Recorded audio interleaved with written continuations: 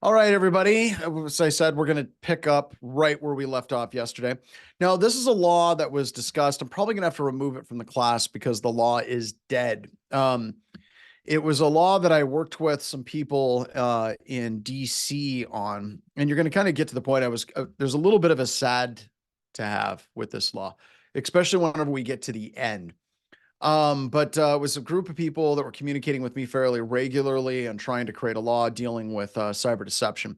And let's jump straight into it because it was out there. Now, once again, for the record, I'm a huge believer in cyber deception. That is fundamentally different than a believer, which is something that has been haunting us for a long, long, long time.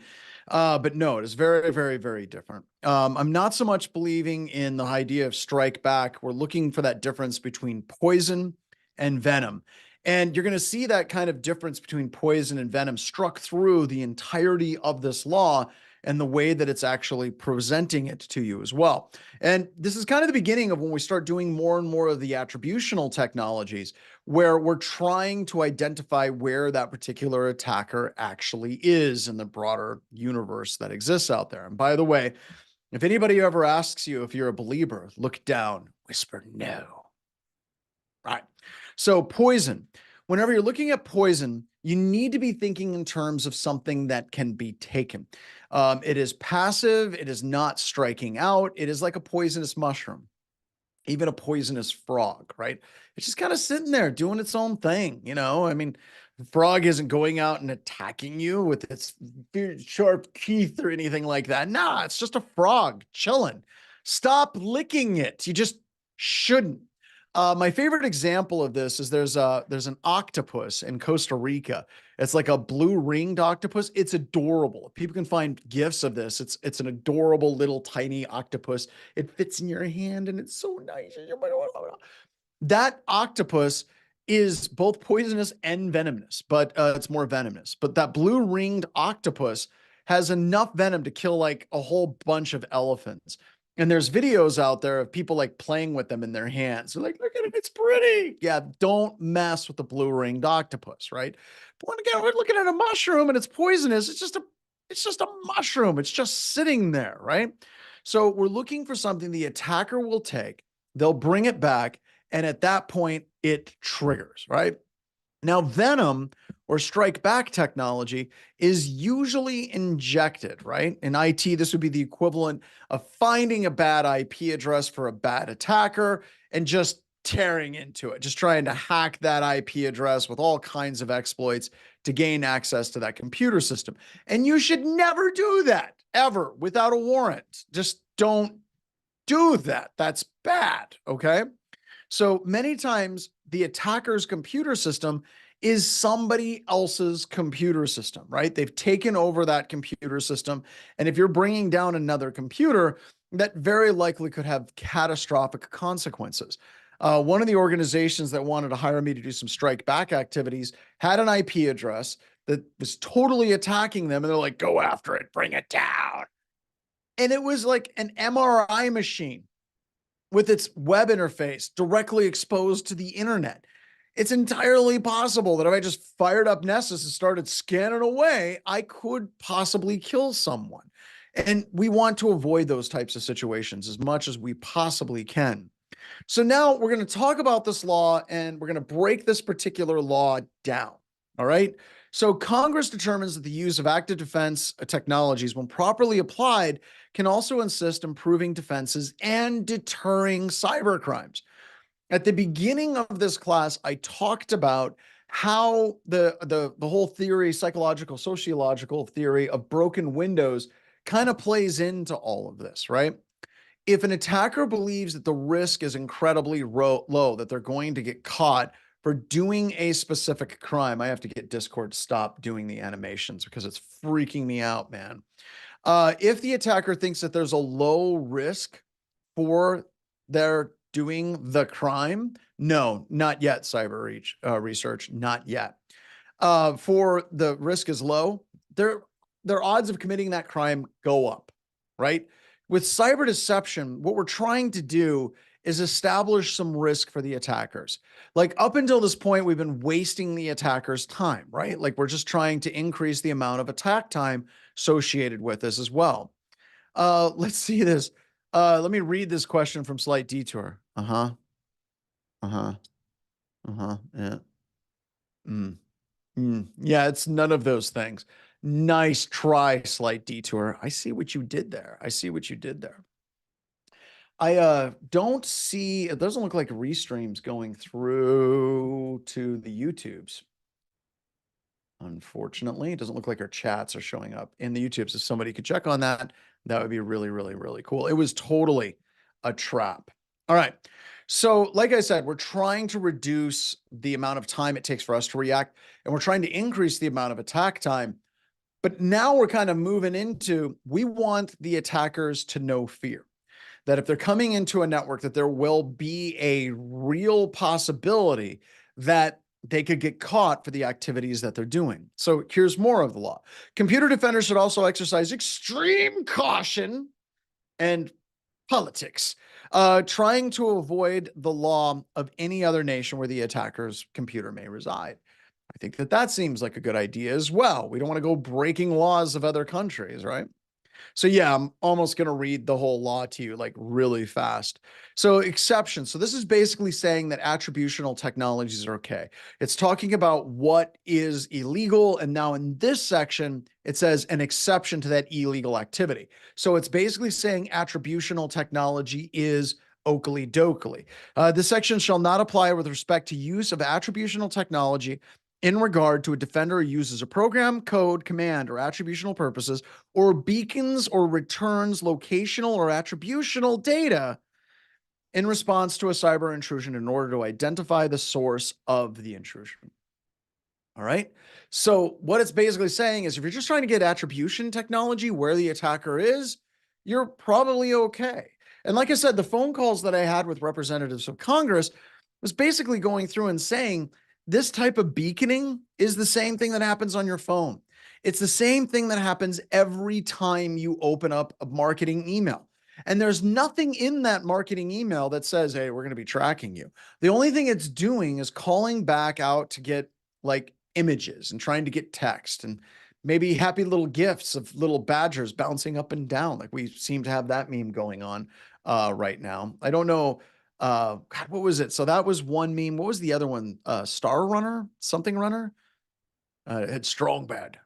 Strong Bad put in the light switch to turn the lights on and off, not so the sheets control light switch rapes. So we're going way Homestar. There it is. Homestar Runner. So yeah, I don't even know how in the hell I got onto that, but there you go. We got sidetracked. If we had a bingo game of nothing but John getting sidetracked by Discord, yeah, it'd be a real short class, wouldn't it? All right. Next, the program code or command originated on the computer of the defender, but is copied or removed by an unauthorized user. So we're creating a document. The document's on this computer. The attacker pulls that document over, runs that document, and now we know exactly where that attacker is. But we got some limitations. That program, code, or command does not result in the destruction of data or result in an impairment of the essential operating functionality of the attacker's computer system or intentionally created a backdoor enabling intrusive access into the attacker's computer system. Now, once again, that's cool if you have a warrant to actually do that as well. So why is this good? Because these are some of my favorite things, right? Because basic IP address location is being done all the time. Opening an email, surfing the web, just literally surfing the web. There's going to be some level of geolocational information that is associated with doing that. And there's actual code that allows you to do that. So if you look at like HTML5 code for geolocation,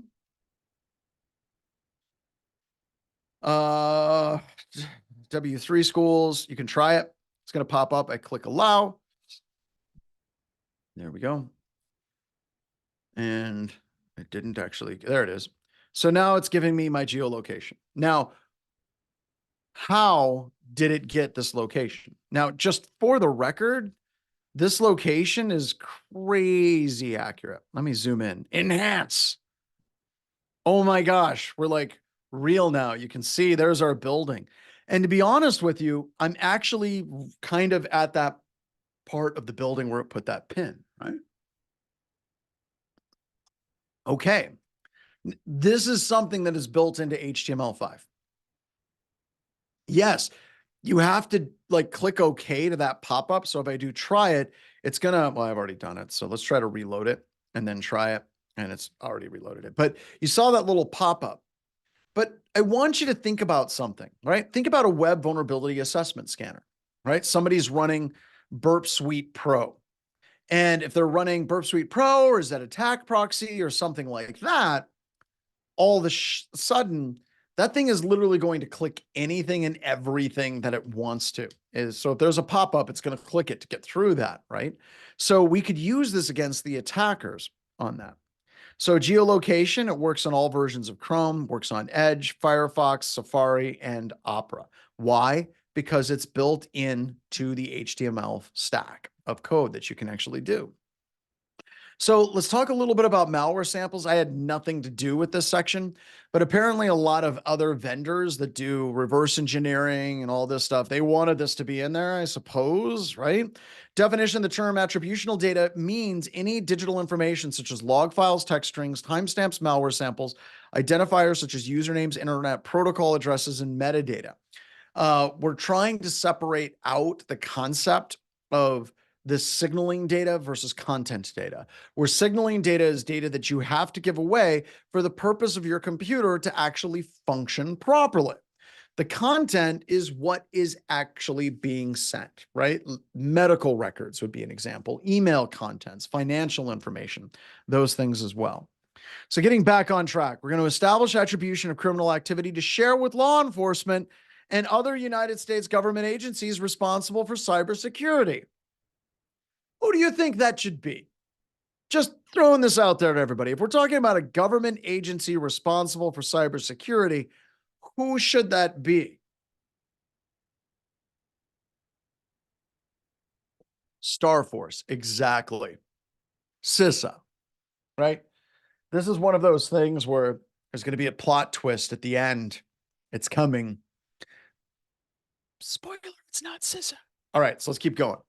So what can we do with this? This gives us a lot of options that establishes the rest of this class. Word web bugs, geolocation apps, callback PDFs, Excel spreadsheets, HTML code, honeypots.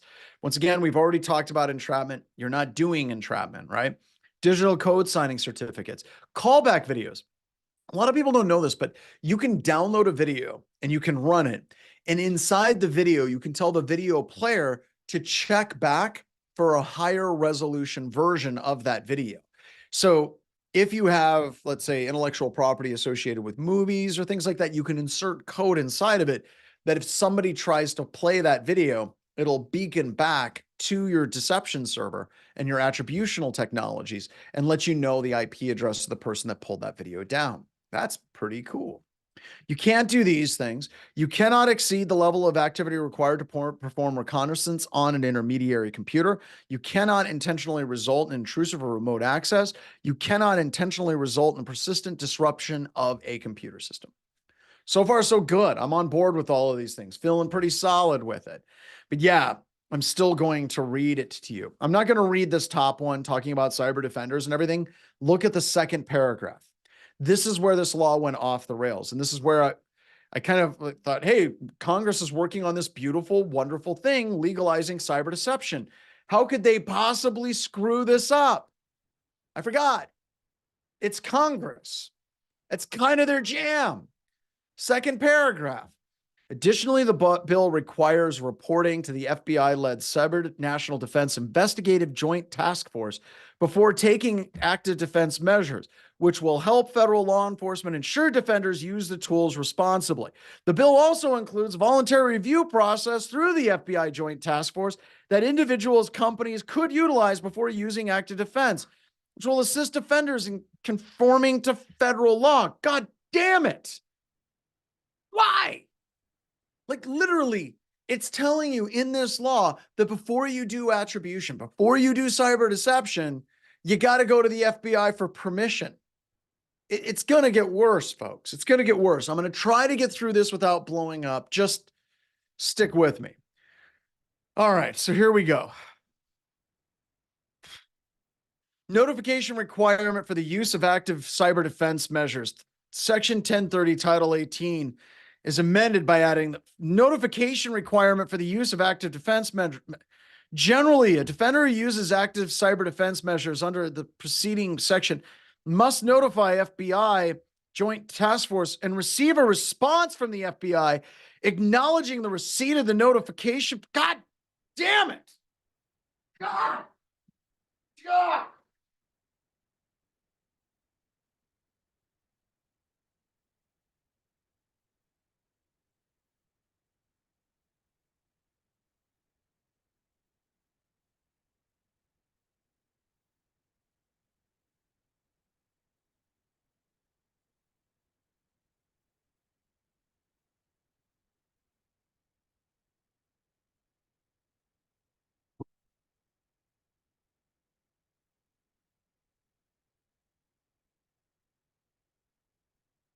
I'm okay.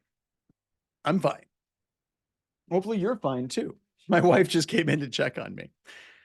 I'm going to need kittens, everybody. Let's get some kittens and some puppies rolling through the Discord right now. Let's get some kittens and some puppies. All right. It's going to be okay. It's okay. I'm going to carpet these walls with a plush fine carpet so I can rub up against it and be like, it's all fine. It's all okay. It's all okay. Like, what is the point of having a law like this that says, hey, you can do this, but you have to go to the FBI to get approval first, right? So my clearances are still held by the FBI for some weird reason, right? So my question to you all is, what do you think the FBI is going to do? By default, can the FBI keep up with this? How many companies are there? Let's just stick with the United States, right? Let's go. How many companies are in the US? There are 6.1 million employer firms in the United States.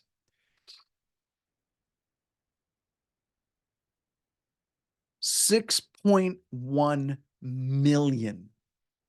So if you try to start having all of those companies start sending emails to the FBI saying, hey, we're going to do cyber deception and attribution, they're not even going to process it in 48 months. They're basically just going to have an autoresponder that says no. And talking to the FBI, they're like, yeah, there's no way we can do this. And that gets into the problem with the law, right? The actual implementations of laws are really flipping hard in some situations. And this is one of those situations where somebody is like, well, we should really get the FBI involved without actually thinking about the impact of what that means on the FBI as well. Attribution is hard. I get this all the time. You know, people are basically like, well, trying to do attribution can be difficult. And they're right from the perspective of the way that most organizations try to do attribution, right? So at BHIS, we created this tool called the Super Happy Fun Time APT Generation Toolkit. It was a website that you could upload any executable. And when you uploaded that executable, it would automatically insert Cyrillic for Russia. It would put Hebrew in for Israeli. It would put like barbecue recipes for the United States in the comment fields of that executable. And the reason why we created this is because there were so many firms out there that are like, yeah, this is by the Russians. You can tell because there's Cyrillic characters in it. That's not attribution, folks. That just isn't. That's really, really lazy attribution. But we can do better, right? Like I showed you the HTML5 stuff, right? Like that's now, if you were doing that and you got a pin on an attacker right there, that's where the attacker is. Like the attacker is inside this Black Hills Information Security building right next to Hugh Avenue Salon in the Mossaberry building. I've actually given law enforcement that level of attribution. They don't know what to do with it. They're like a dog that caught a car. They're dumbfounded. We can do it and we shouldn't be giving up. So looking forward to this, like moving past this law, trying to deal with things like Tor. We have people all the time that are like, well, you can't do attribution because they'd be routing through a proxy network and they might be using Tor or I2P. And then there's just no way because they're in like 7 proxies and come at me, bro. That's asinine. That's stupid. It's dumb. Okay. It's just dumb. And let me give you an example as to why. So erratic was the Thompson Raddick was what her name was on I call her by her hacker handle, but it was on the case with Capital One. 2 cases I can talk about publicly that are out there publicly: Capital One and Colonial Pipeline. So I was an expert witness in the Capital One attack. And one of the things that happened is Erratic was absolutely going through I2P and Predator and bouncing through VPNs to attack Capital One, right? And that's great. Good for her, right? But they were still able to find out who she was because she was going on Slack and telling people that she was doing this hack. And if that wasn't enough, she was going on Twitter too. So she was bragging about it. So you do run into situations where, yes, an attacker may be going through steps to try to cover their tracks, but there are ways that we can deobfuscate where they are, who they are. And we shouldn't just unilaterally shut down all of our cyber deception and attributional because, oh, they might be going through Tor. Most of the time, whenever people are using that as an excuse, it tells me they don't understand how these technologies work and they're not real super creative either.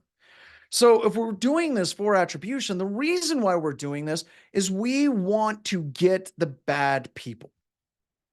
We have to increase the perceived risk associated with hacking so that it is not an economically feasible model for your general run-of-the-mill script kiddies to launch these attacks. That is what we are after. Now, this may be difficult if you're dealing with a nation-state adversary. Kind of. But like I told you, I've done nation-state level stuff. And my rule was don't get caught. And if there was a heightened risk associated with getting caught, not even 9 times out of 10, probably 95% of the time, I was told to stand down because the risk of getting caught could blow the op. The risk of getting caught could burn a TTP that is really expensive. So think of it like this. Let's say that the United States, we'll just use the United States as an example. This is applicable to any country, spends $1 million on a zero day. Okay, just $1 million. And there's a distinct likelihood that they're going to get caught in an operation if they use that particular zero day. They're not going to use it in that op because there's dozens of other operations where they can use that zero day, get value out of it, and maintain it without it getting burnt. It's a financial decision. And when you have an organization that is dropping all kinds of word web bugs, trackback Excel spreadsheets, all of a sudden the paranoia, especially at the nation state level, starts to go off the charts.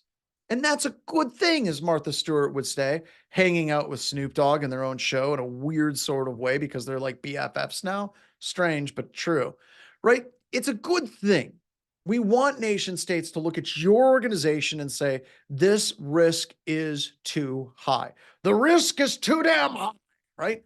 We want them to say if they're going to proceed, if it's a general attacker, now they're paranoid about every document they possibly can look at. So if we're trying to deal with Tor, that indirection is key for attackers. And let's talk a little bit about how Tor works and what it means for you as a defender, right? So they might be using through some type of cloud. They're going through Tor. They might be bouncing through a botnet. They might be bouncing through I2P and Predator or iPredator, all of these different things. How does it actually work though? So if you're going to run through Tor, your computer system is using proxy software to connect into the entrance node of a Tor network. That Tor network establishes a chain of systems. It only shows a handful here, but it's like 4, I think. And it creates a circuit through Tor for your packets, okay? It's going to continue to use that exact same circuit for the entirety of your session or until the performance degrades that it has to establish a new circuit.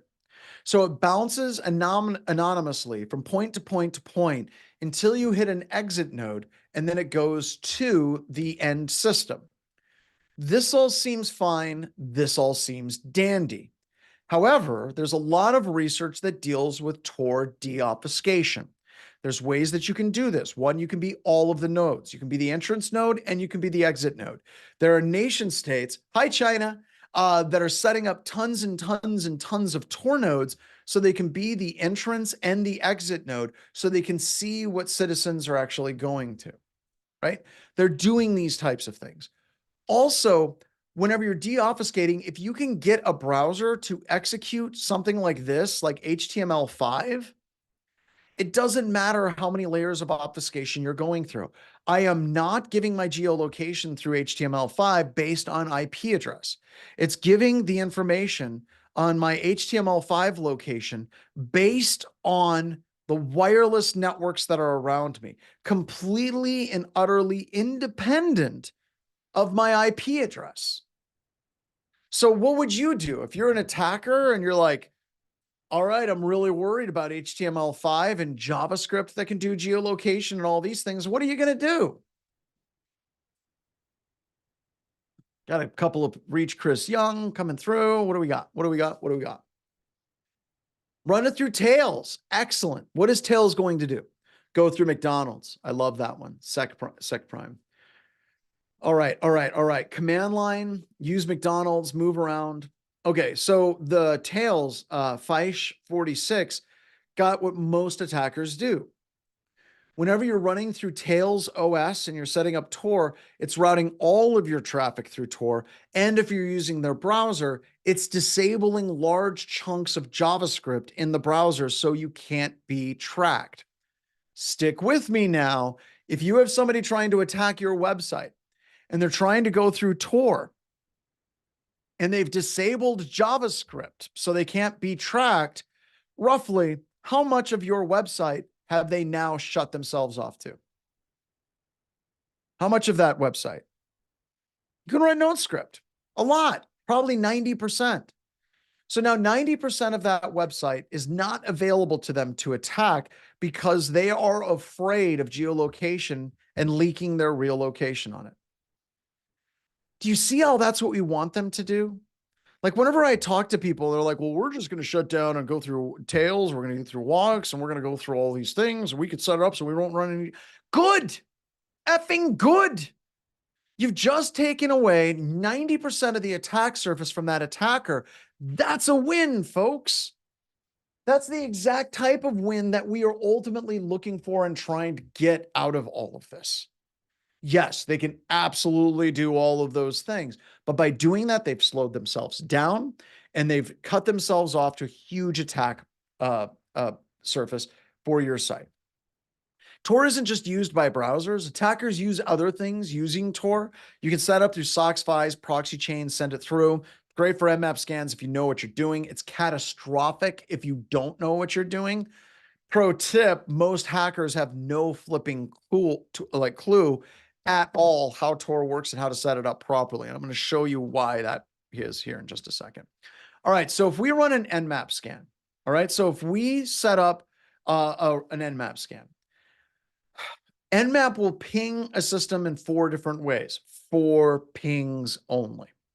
It does, what is it, an ICMP echo request, it sends a send flag, an ACK flag, and a timestamp request. All right, so I'm going to start with this one. If you're running Tor and you're running SOCKS 5 and you're wrapping the traffic from your system to go through Tor and you fire up Nmap, you go proxy chains, Nmap, set it up so it goes through your Tor proxy. Tor wraps the TCP connect function or whatever proxy software you're using. Will wrap the TCP connect function, TCP connect function on your operating system. Great. The first type of ping that Nmap does is it sends an ICMP echo request. Is that going to go through the TCP connect function on your computer?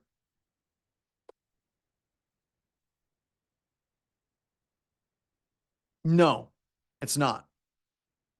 That also means that this timestamp request, which is also ICMP, isn't going to go through it either. So these 2 packets are going to go directly from the attacker's computer system to your computer system, even if they're using Tor.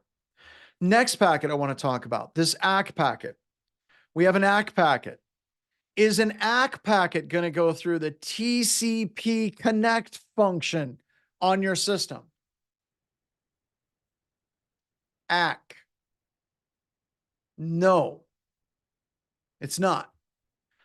If you're going to send a packet that's doing a TCP connect, what is your first packet got to be? What is your first packet? It's a SYN. Now, with that, finally, is this SYN packet going to go through the TCP connect function? Is it going to go through the TCP connect function? Nope. Not a single one of these packets is going to go through the TCP connect function. Not one. The reason is because Nmap does raw TCP socket access, bypassing the TCP connect function completely on your operating system. How do you like that? In fact, none of these packets in a SYN scan are going to go through. And yes, we do see hackers and attackers that are out there that are like, you know what we need? We need to go through Tor. They won't be able to detect us. Let's run these different attacks. In fact, it was actually brought up at a DEF CON talk back in 2008. Somebody was showing how to hack and do scans and do all these things in a super stealthy kind of way. And they were showing running a scan against Microsoft. Kicks off the scan against Microsoft and the results come back in like 15 seconds. Everyone in the room, there's like 600 people applauding. They're like, look at this guy. He did proxy chains, Nmap. He was scanning Microsoft. He was bouncing it through Tor. Good for him. Everyone's applauding. And I'm like, that ain't right. That ain't right. Nmap checks 1,000 ports by default. And the results came back in like 15, 20 seconds. Have any of you ever used Tor to surf the internet? Is it snappy? It's extremely slow, extremely slow. So something was wrong. So I went through and I figured out how to do it correctly. This is how you set up an Nmap scan to go through Tor. You do proxy chains, Nmap, no pings. And then you do a full connect scan. With the full connect scan, Nmap is forced to go through the TCP connect function on your computer system.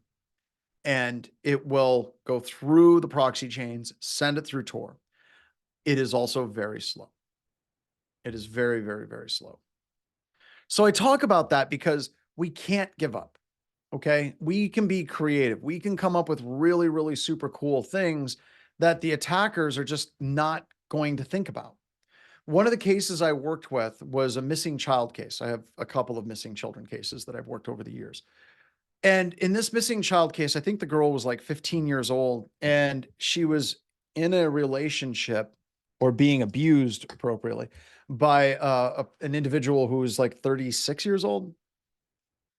And this particular individual kidnapped her. It wasn't like, I don't know. It's hard to, it wasn't like he drove up, grabbed her off the streets. They were in a relationship and they ran away together. Okay. This individual was a very, very advanced computer person. He was actually a developer of services that run on top of BSD. So he knew kernel level development of BSD. And we got contacted by this, and he was going to websites, he was doing things, and he was doing all of this through a browser called Dillo. Dillo browser. There we go. Right here. So this is the browser he was using. It's one step above using links and text only.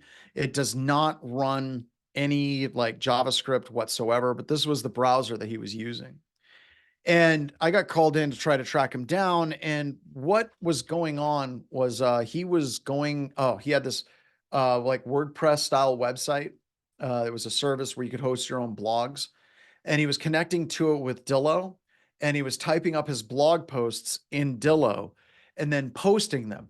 And all of his blog posts were about how evil the government is and how love doesn't know age and how all, I mean, really, really creepy shit. You just, not someone you want to hang out with at all. And they were like, yeah, this guy is doing this. We want to track this individual. John, can you help us? So I opened up the logs from the website. They got a warrant and they were able to pull down the logs, the connection logs for this specific blog. And sure enough, we could see Dillo was the user agent string for all of the blogs that were being posted. I pulled down the logs of, and of course, he was going through Tor. So he's bouncing through Tor. He's doing Dillo. He's doing all of these things. He's doing all the right things that he should do. And I looked at the access logs for this specific blog of his, and I noticed my IP address was in there, right? Because I opened it up, I surfed to the website. We're looking at this, it's evidence. But I noticed that there were a handful of other IP addresses. So I got on the phone with the law enforcement agents that I was working with, and I was like, hey, there's an IP address right here. Is that you? Yeah. Is that you? Yeah. Is that you? Is that, yeah. So the team that I was working with, they were able to track all of the IP addresses except for one back to law enforcement agents or people working with law enforcement. There was one IP address that wasn't Dillo, wasn't law enforcement. It was, I think it was Internet Explorer. I'm not sure. Coming from a specific IP address. They got a warrant. They went to the IP address location, which was the mother's house of the girl that was abducted. The family was divorced. So what happened is he picked her up, drove, and they were living with her mother. Her mother liked this guy and thought he was good for her daughter. And what was going on is he would write his blogs using Dillo, going through Tor, doing all of this stuff. But then he would check to make sure his blogs rendered properly by opening up his daughter, his girlfriend, his victim's mom's browser and surfing to it. When he was arrested, I have heard that he was more disappointed that nobody was visiting his blog except for him and law enforcement. And yes, they did in fact get the girl back. That's a simple mistake. If you want one that's public, if we go back to Sarah Palin, if you remember, somebody hacked into Sarah Palin's email or her Yahoo account and took a screenshot of her Yahoo account. And when they took a screenshot of her Yahoo account, they had 5 tabs open. They were able to get a warrant from all 5 of those websites and correlate what was the IP address for each one of those websites that was open at the exact same time to find that person. The point of all of this is you shouldn't give up. The point of all of this is you should live under the auspices that there's nothing that you can do, because the fine folks at Canary Tokens have created a tremendous amount of awesome Canary tokens that you can play with. And this is going to take us up to and through the break. These are the tokens that are available to you. Webbug URL, DNS token, AWS key. You can literally seed AWS keys throughout your GitHub repository. And if an attacker downloads and tries to use those AWS keys, you've got an alert. Azure login certificate, Entra ID login, sensitive command token. I'm going to talk more about these. But I want you to try like the Microsoft Word document one. I can put in an email address, John at Black Hills InfoSec, put in this, create the token. By the way, whenever we're doing this, we're hitting the service pretty hard. And there is a possibility that it'll take a long time for some of these tokens to fire properly. And that's okay. That's not a problem. Just be patient. We've actually had some, we've had some of them take like a couple of hours to trigger. My personal favorite is cloned website. You John, Black Hills InfoSec, go generate my token. And this is cool because if you have any website that accepts a user ID and a password at all, you can insert this JavaScript into that website. And as soon as somebody tries to scrape that website, the new website that they stand up will have this code in it, and it'll beacon back to you, and you'll be able to deny list that IP address before they send a single email spear phishing attack into your environment. That's awesome, ladies and gentlemen. And once again, going back to cyber threat intelligence, this is cyber threat intelligence. This is what we should be working towards. I can copy the script. I can also obfuscate it right in here. So it's obfuscated. You can also do this. You can just do an online obfuscation. You can do Java obfuscator online, and you can put it into a bunch of these Java obfuscators, and it will actually trigger it. Some of them will.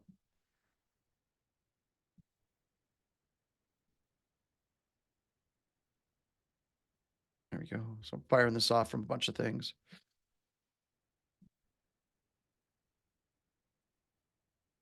There we go. So just firing off a bunch of them.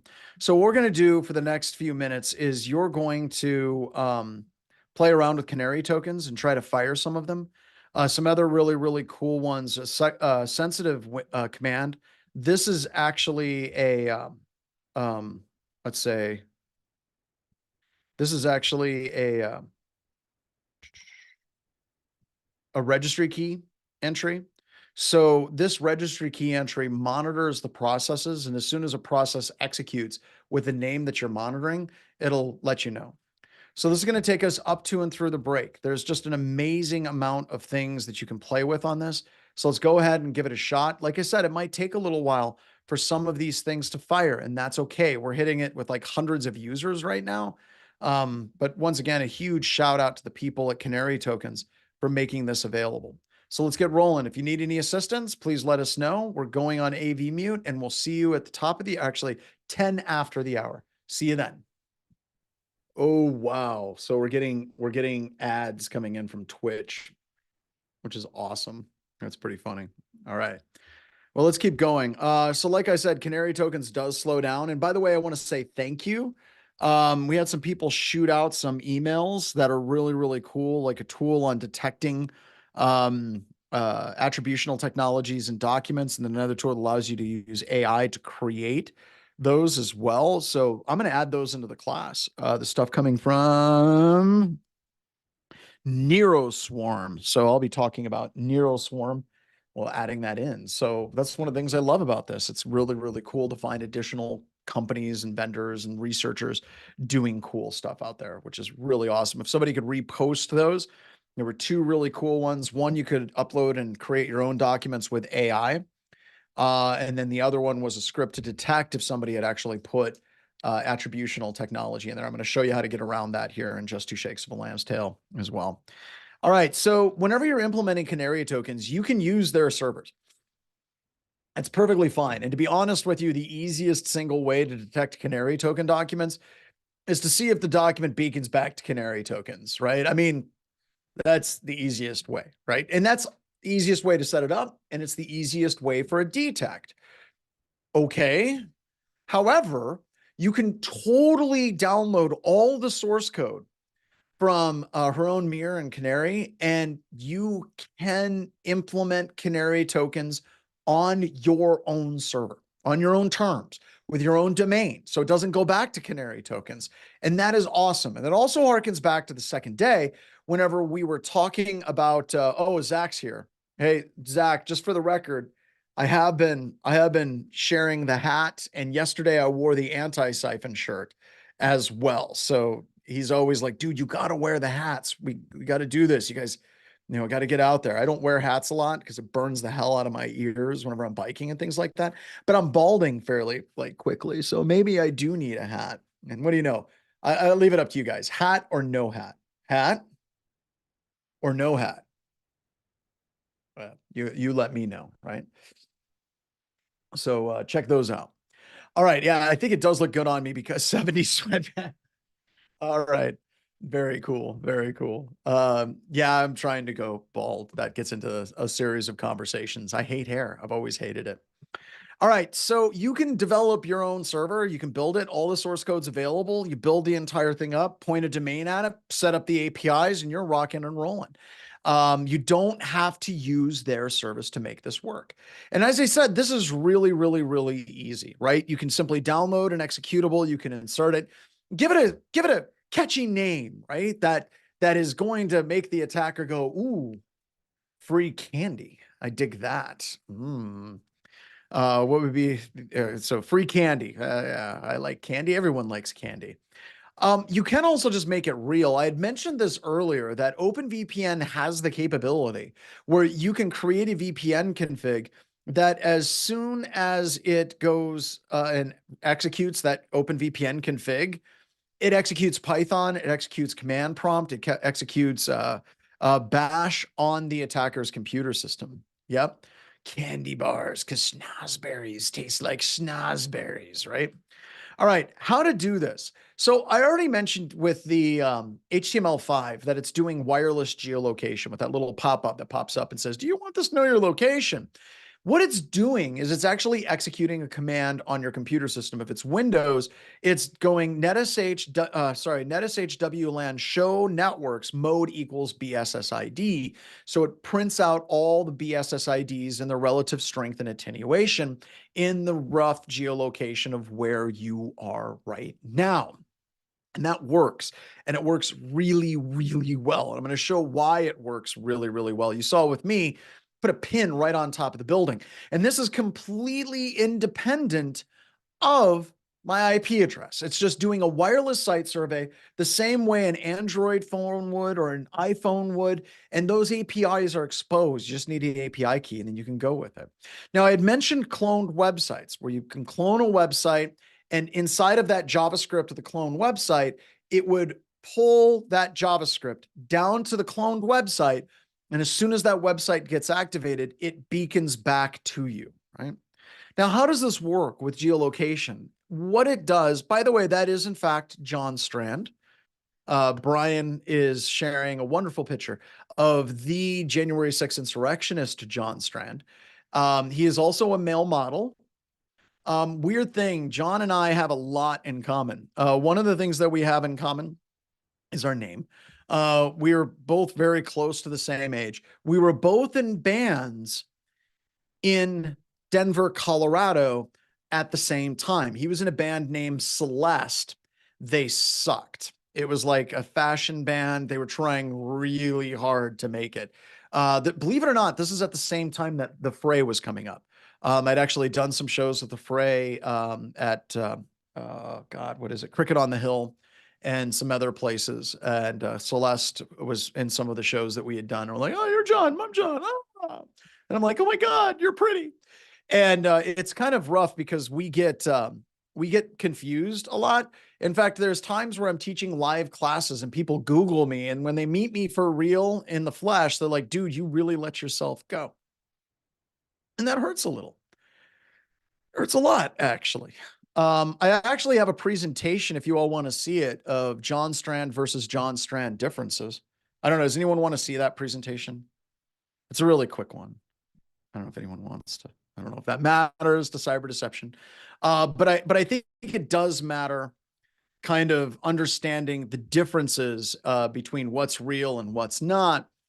And after John Strand was part of the January 6th insurrection, I basically came to the conclusion that I needed to create a presentation just in case the TSA was going to basically stop me from getting on an airplane. So I created this helpful presentation.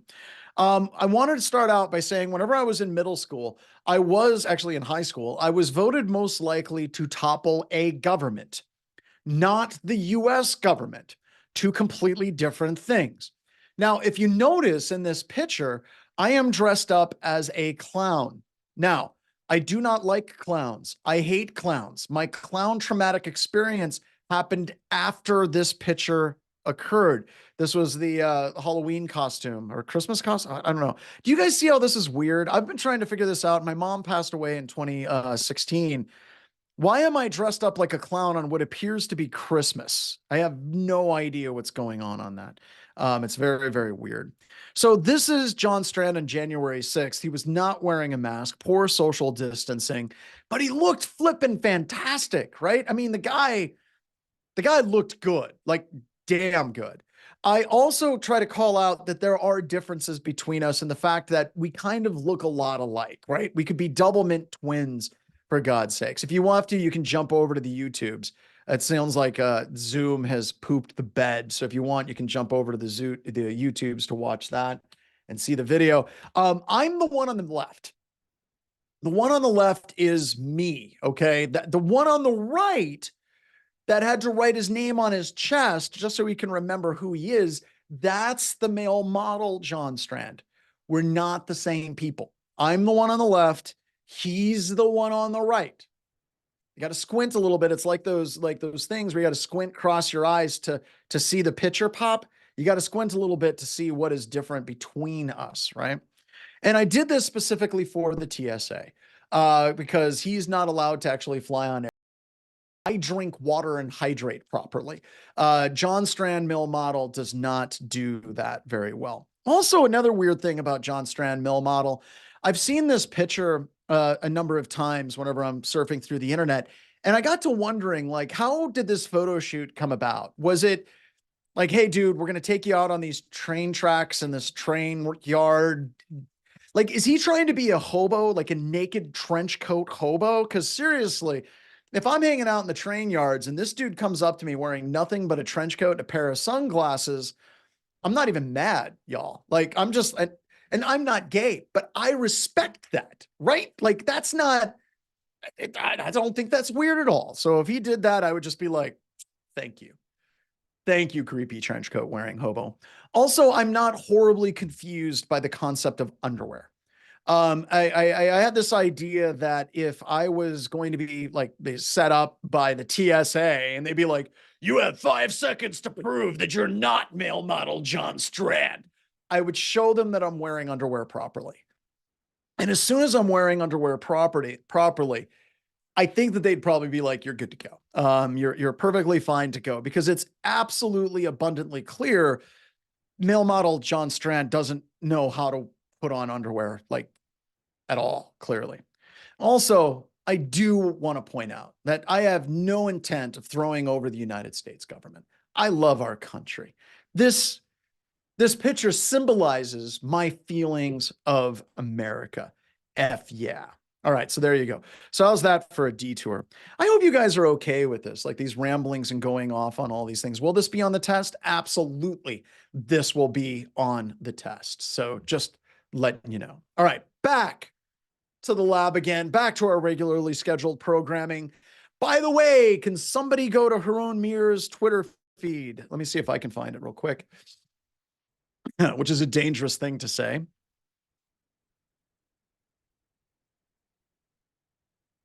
See if I can find it. It's just serendipitous that this just came up right here. So here is a tweet from Haroon Mir, the founder of Thinkist and the guy that created Canary tokens. The first edition of this. Good friend of mine. We love the people at Canary. Sub T works there. He's super cool. And he just put this out, which I think is awesome. He said, just discovered that some corporate phishing simulation sites send mangled Canary tokens alert to prompt the security team, security operations center to click. So they're literally using what we just did in Canary tokens as a method of trying to trick a user into executing malware or getting access on that system. How cool is that, guys? That's flipping awesome, right? That's dude, that's like next level trolling. We have nothing but appreciation for that. They need to keep that going. So this is what a trigger looks like. And this is what a week in 2019 looked like. Well, it wasn't just it was about a week in 2019 for Black Hills information security looked like. We use this all the time because we know that we are being targeted by nation state level adversaries. They are trying to spearfish BHIS.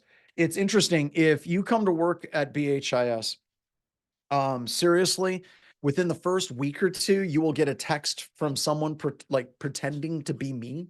Like as soon as they update their LinkedIn profile saying they're working at Black Hills Information Security, they get a text and it says, I need you to call me immediately. I need you to make a change to something right away. And they keep doing the same stupid effing thing. At the bottom of it, it says John Strand, CEO of Black Hills Information Security.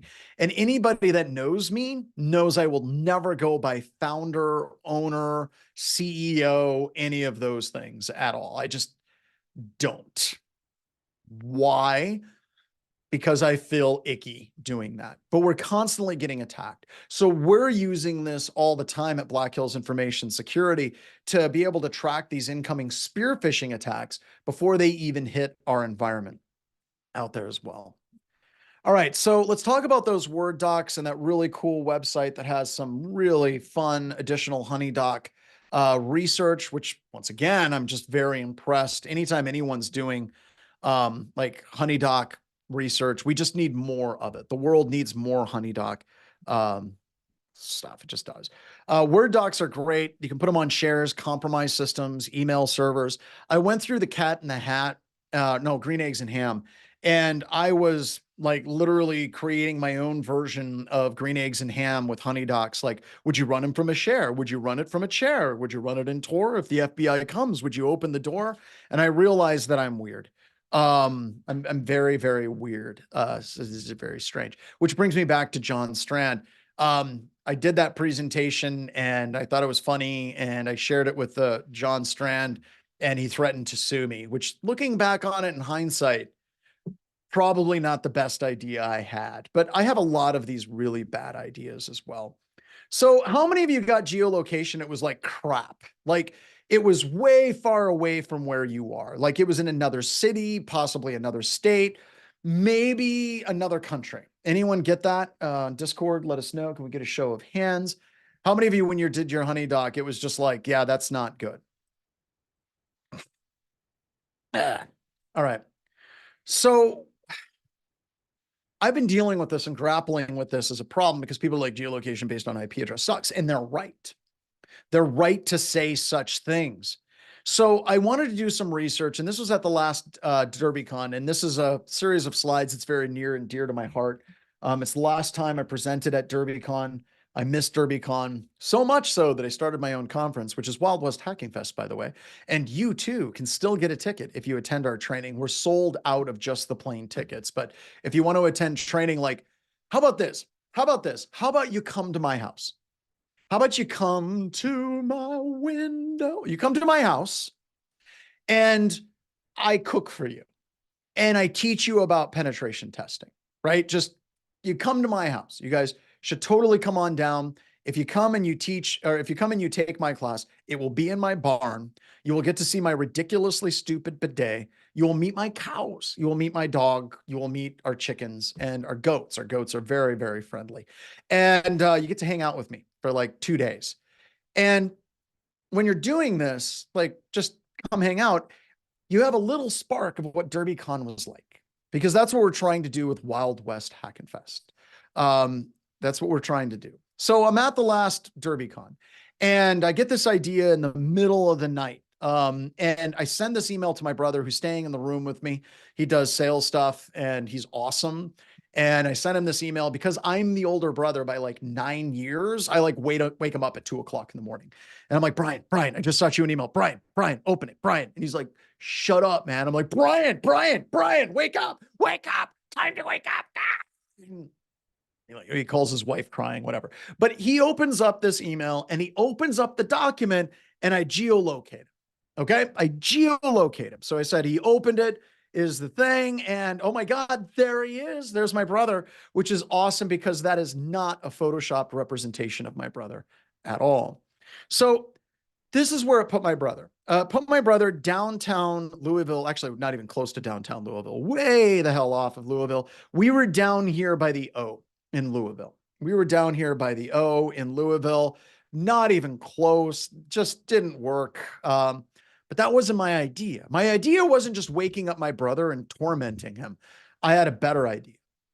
So when you're looking at geolocation of an IP address, we got to ask ourselves some questions. Why does it suck? Like, why is geolocation based on IP crap? Because it's not Scottish. That's why. But other than that, the other reason why it's crap is because most IP addresses that are handed out for routers and hotels and houses are handed out using a protocol called Dynamic Host Configuration Protocol, or DHCP. So think about it. You're an ISP. You have this huge pool of IP addresses. You're handing them out semi-randomly to people as their systems pull up. There's no reason to geolocate the IP addresses that are dynamically allocated via DHCP. However, are those the only IP addresses that ISP has? Turns out the answer is no. They also have a lot of edge routers and just routing routers all over their area of like sales. Those have much more accurate geolocation. How do we find those? Quick, to the command line. Traceroute. So if I fire up Traceroute, not from my network, but if I go to like a cell network and then I traceroute back in, it's going to give me each of the routing hops between me and my target organization. Yes, Chris Young, it's not Tracer T like Next Gen Hacker 101 says. And you can see at the bottom is the IP address that was the hotel that we were staying. That IP address's geolocation is absolute garbage. Go back one. Before that IP address, route hop 16 is a router or a router if you're in Europe, which no matter how many times I'm in Europe, specifically in Great Britain, and they refer to it as a router, it still sounds awkward to me. Because routers is what you do to clean toilets and pipes. Routing is what you do with packets. You don't route a packet. All right. At any rate, if you go to that second to last hop, that is a router. And that router is crazy accurate. With that router, it put us 1/2 a block away from the hotel that we were staying at. So our geolocation went from being like 2 miles off down to being pinned in the exact same block that we were on as well. Roll route. Roll. No, still doesn't sound good. This doesn't. If it doesn't work that well also with Linux documents, right?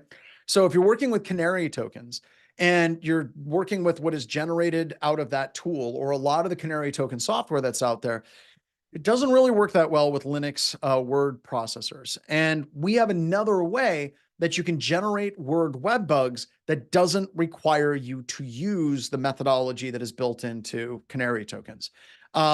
Specifically, a lot of the techniques, it requires like a full word instance to fire properly, but we want something that's going to work on absolutely everything. How would we do about that? So what we would do about that is we would use word web bugs, right? We've already done this. We did the Canary tokens lab. So originally this was built into Core Impact, and this gets into like one of the early like inkling sparks of coming up with a class and doing this as part of a course that we're teaching. Are we down on the YouTubes? Let me go check the YouTubes. Let me go live. Uh-oh. Uh-oh, the YouTube is all green. Audio is still working. That's great. The tubes of you are broken. I am now a green man. Oh, there we go. We're back again. There we go. Awesome. Thank you very much. We got some people that recovered that. Look at that recovery, everybody. From problem to solution with a cat probably in the middle of that problem. We got it up and running because Zach is the man. High five, Zach. Well done. All right. So the first time I ever used this was in pen tests, right? I would use Core Impact and we'd have customers that wanted to see if people would open up documents, but they didn't want us to get persistent access. So Core Impact had this ability where you could put in cascading style sheets and image source tags inside of doc files, not docx, but doc files. And it would work really, really well. We could get the user agent string. Sometimes we'd get the name of the user. It was really nice, good stuff. And I was in Atlantic City, which coincidentally was the first time I ever showed porn in front of a group of people that I was presenting to. I think I had like 250 people at this InfraGard conference in Atlantic City. And yeah, that was super embarrassing. And some of you may be asking, well, how exactly did I end up with porn up in front of a whole bunch of people? I was working a forensics gig at the time. It was kind of a fun forensics gig. It was a forensics gig where a city employee was going to Wikipedia to look at porn on Wikipedia. Because yes, there is in fact porn on Wikipedia. And by the way, if you're at the point in your life where you're going to Wikipedia to surf for porn, that's the equivalent of being an alcoholic and drinking Sterno. It's bad, is what I'm saying. It's just, it's not good. And it was funny because the lady I was working with is like, this has got to be just about the worst thing you've ever seen. And I'm like, not even close. And then she said, what is the worst thing you've ever seen? And I told her, and I shouldn't have because she broke down crying. So at any rate, I was at this conference and I got in really, really, really late, like at 2 o'clock in the morning, got into the hotel. And about the time that I got into the hotel, I got a call from law enforcement. Had nothing to do with about the porn thing. That happened the next day. And there was a case where a different girl was abducted, not the one that I talked about earlier. Completely different girl was abducted. And we knew who had her. Of course, it was a family member. And we knew he had her because he'd converted his Zoom icon, not Zoom, his Skype icon to be a picture of the little girl crying. So they said, are there any techniques that you can come up with where we can find this person using your hacker skills, John? I didn't say it quite that way, but that's how I remember it. And I remember these word web bug techniques. I said, we can create a Word document. And if he opens that Word document, we'll get his IP address. Now, geolocation by IP address is really bad, but if you have a warrant, you can get the IP address or give the IP address, source, port, date, timestamp, and the ISP will be able to tell you exactly where that IP address is. So we created a document and someone was working like he was still communicating with a friend over Skype. And this is back in the day when Skype, like if you went with a warrant and said, we need to find out who this person is, they would say # FU goodbye. Before they were bought by Microsoft. And we sent a document from one of his friends that was working with us that said, hey, there's a warrant out for your arrest. This is a news article. What the hell is going on? And he opened the document. And we geolocated him, working with the ISP, working with law enforcement. And I didn't actually pull the trigger on any of this. I was just more of an idea guy. I'm like, here's the things we can do. Here's how we can set it up. And then worked with their team for troubleshooting the technical side of it. But yeah, we got the girl back. Now, the thing that comes up a lot is like, is that actually legal? Like, would we didn't get a warrant for any of those things. We were just getting the IP address of where that individual was. And also, I want to drive home a point because I have people that try to argue this with me and they're like, well, I don't think that should be legal. I think you should have gotten a warrant. I think, okay, back up for a second. What is the number one priority in this situation? What is the absolute top priority? Get the girl back. Get the girl back.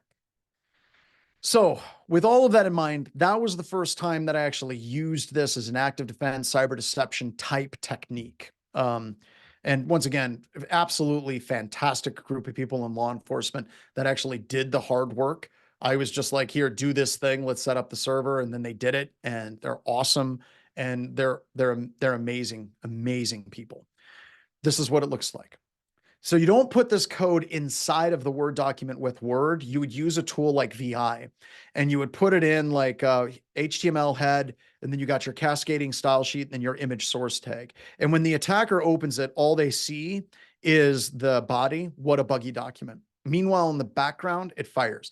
The cool thing about this is this does not do or trigger mark of the web. Mark of the web is like if you open a document that has macros in it, it gives it the mark of the web, which is a stain on that document that you have to intentionally remove for that document to be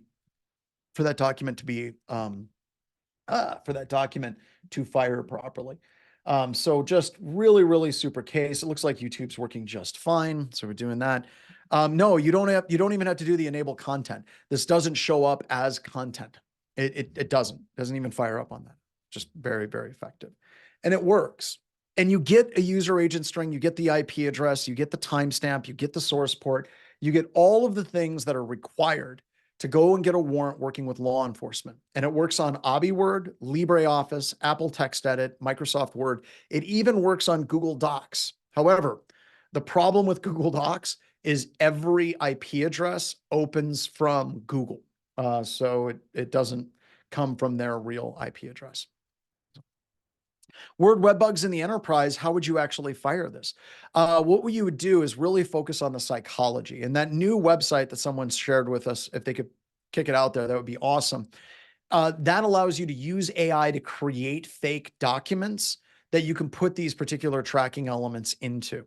So really, really super cool stuff out there. So think of using Word web bugs as incident response, can be useful for law investigations, threat intelligence, and you're not violating any laws. You're just getting the IP address and the callback of the attacker that used that particular document at that time.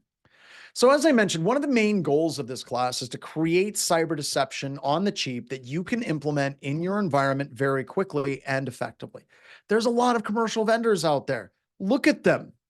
And some of them are amazing. Like they're really great companies. One of these companies are complete a-holes. I can't remember which one. Honestly, I'm not trying to cover for them. If you've been around my webcasts or anything that I've done for the past few years, like I have no problem naming names.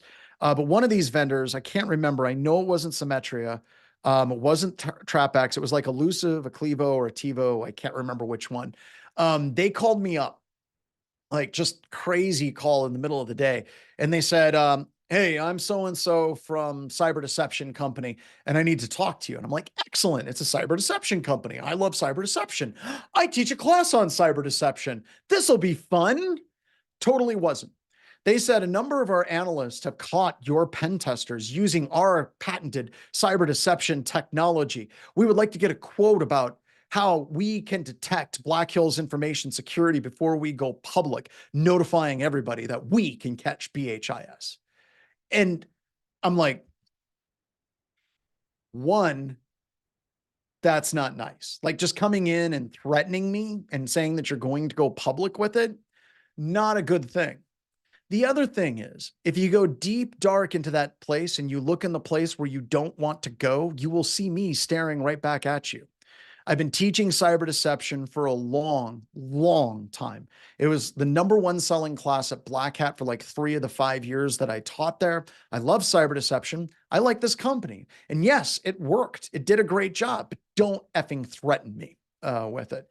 They didn't actually publish that, which I thought was nice of them to not do that. I did actually have the pen testing customer call me up and they were like, hey, dude, I feel really bad. I heard you tell that story on a webcast.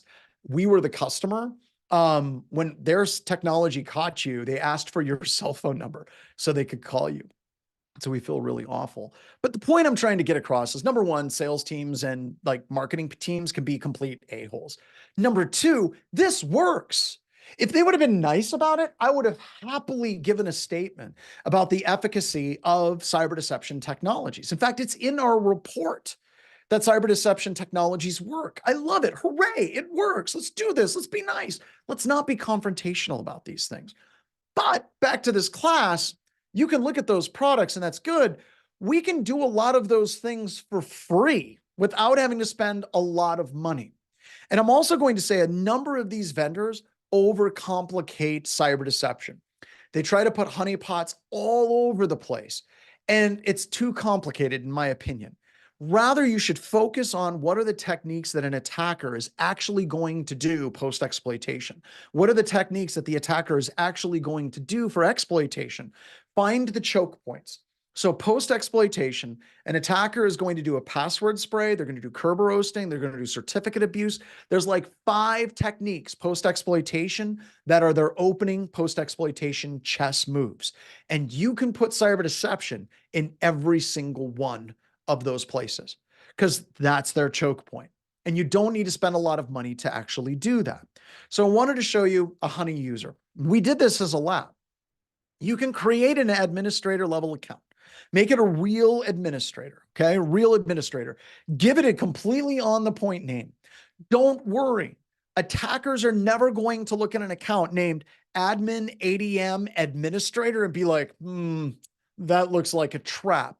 Never. And the reason why is organizations legitimately create accounts with names that are this on point, like SCADA admin, PCI network admin, credit card processing. Like they name their accounts exactly what they are. So you can create this account with a straight up blunt name.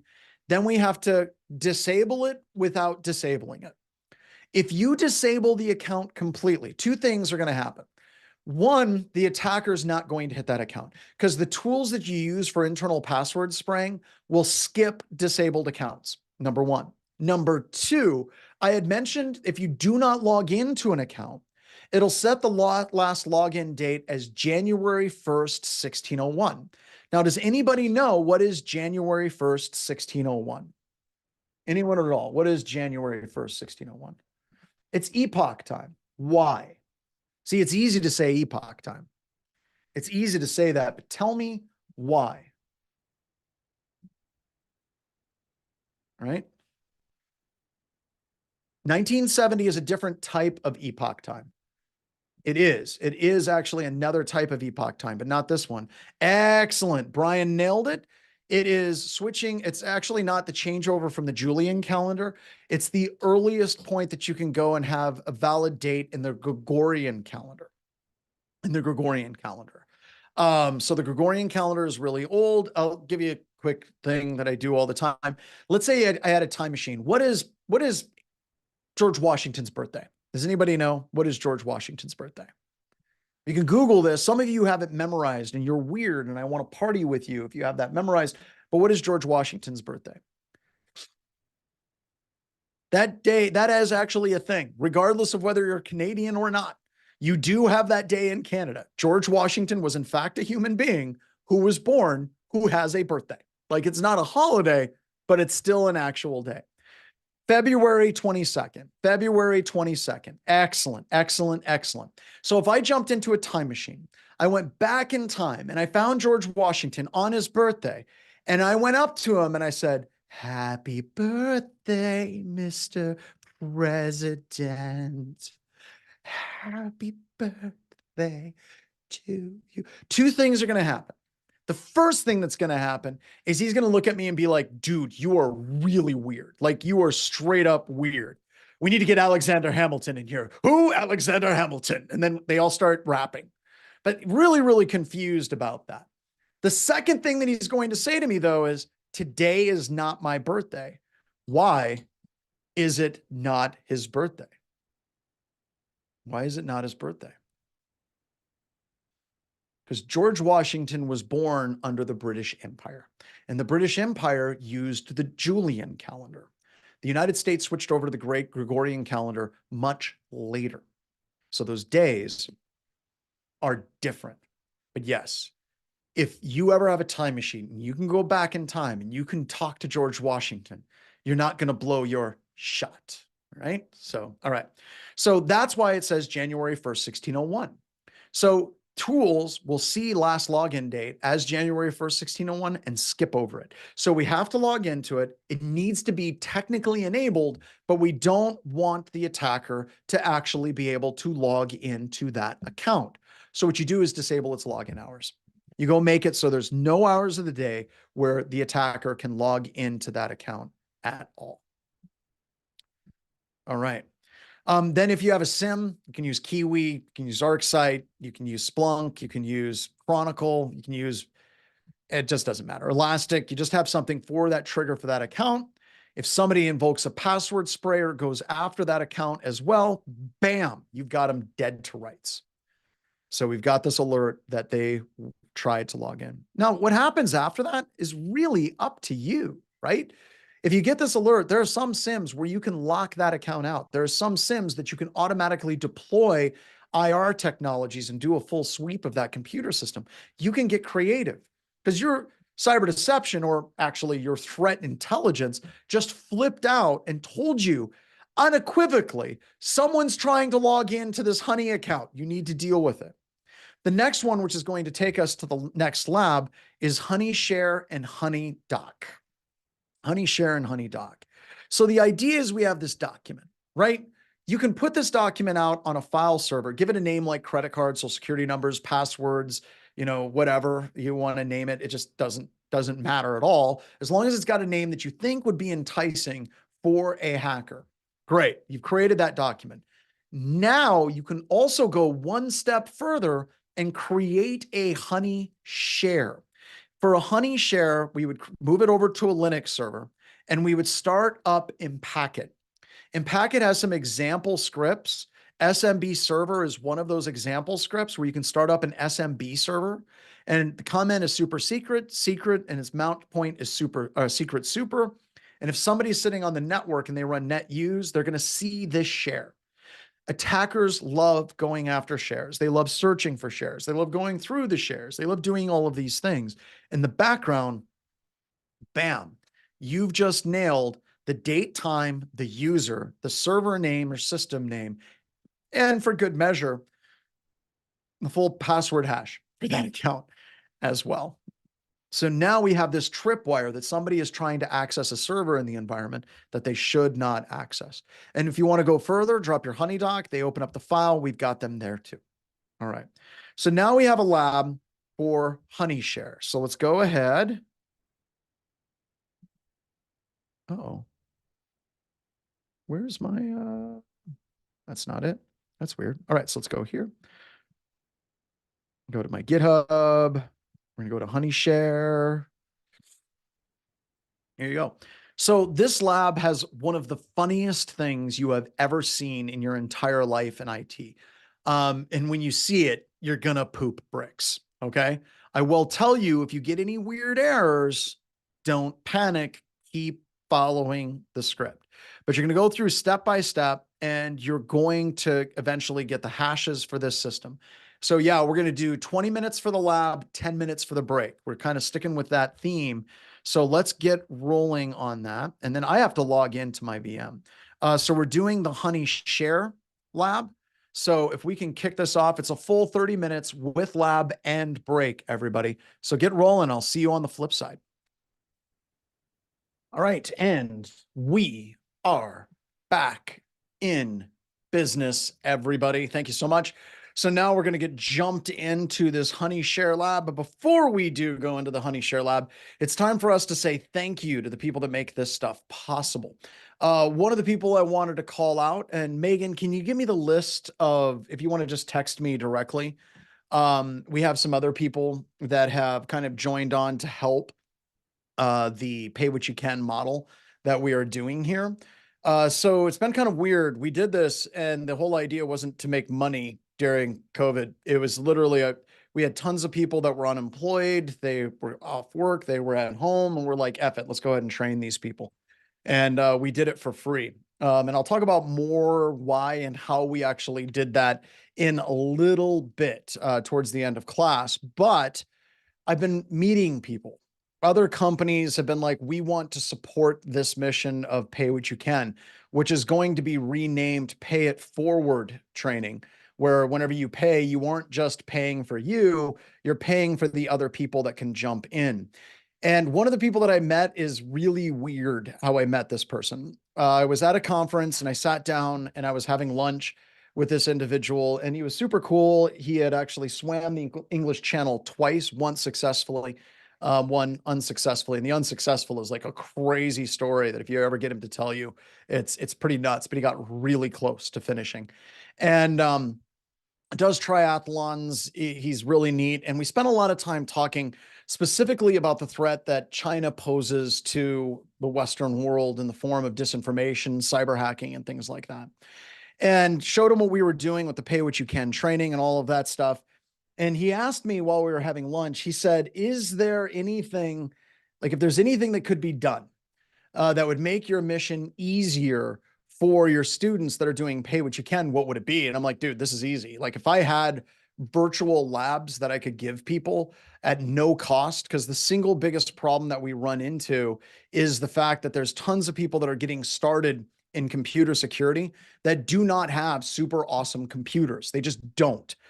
And if you're like, oh, you got to have 16 gigs of memory and you got to have a terabyte hard drive and you have to have a CPU that runs like this. And yeah, if you could text me, that would be awesome, Megan. Just text me, who are big sponsors that we want to do a shout out to. And if I could get that, that would be really cool. And I'm working on it. We're talking to some ways that we can implement it, but it's expensive to spool up systems for people. The next day, he hunted me down. He gave me his business card with a number on the back. He said, call this person. He works for me. We have lab environments for your students. We're going to make this happen. We're going to make the world a better place. And we're going to win the war in the cyberspace. And no joke, Cloud Labs portal was set up for us. And whenever you're using Cloud Labs, like right now, I probably have a few hundred people that are logged in. I have multiple running copies. There's a bunch of you that are running M1 architecture, Apple computers. There's a bunch of you that just do not have the money to do this and run full virtualization in your environment on your computer. And Arnie makes that possible. Arnie makes that possible at no cost. In fact, he didn't even want me to mention him until a couple of weeks ago. He was like, yeah, go ahead. It's fine. So if you could do me a favor, if you could go to Arnie's LinkedIn and you could message him and just tell him thank you for what he has done for anti-siphon and the pay what you can, or rather the pay it forward model, because he is truly paying it forward at a monstrous scale, and he's eating the cost associated with this. And he's never asked for anything in return. So please go give a thank you to Arnie.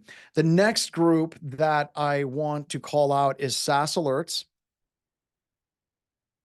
I actually really like SaaS Alerts. Usually whenever I end up talking to vendors, they're an absolute nightmare. If somebody could put the SaaS Alerts on Twitter and just do a quick shout out and say thank you to SaaS Alerts.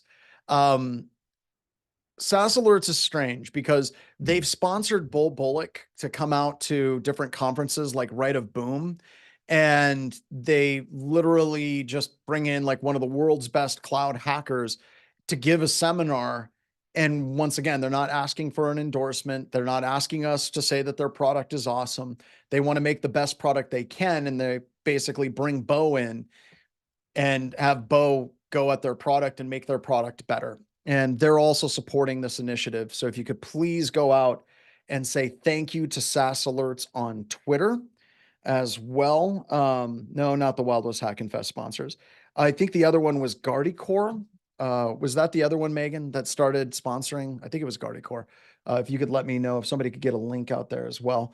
But just phenomenal group of people. And then we have people that have sponsored in the past: Blackpoint Cyber, ConnectWise, Ninja, Datto, Cisco, Scout, Pax8, Huntress, ThreatLocker, True Methods, and then of course, anti-siphon security training out there as well. So we're getting the Twitter links for you all. For SaaS Alerts in particular, because they just re-upped this year. These are people that have sponsored us in the past as well. So huge shout out to them.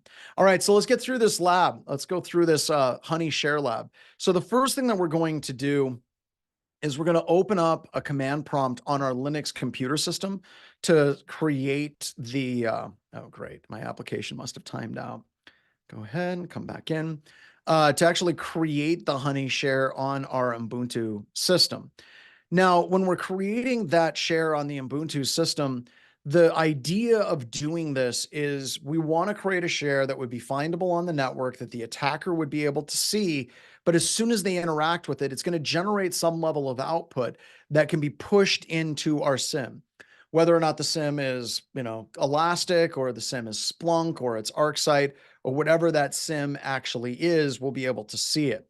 So we're going to start by getting our IP address. Excuse me, I'm getting a little verklempt.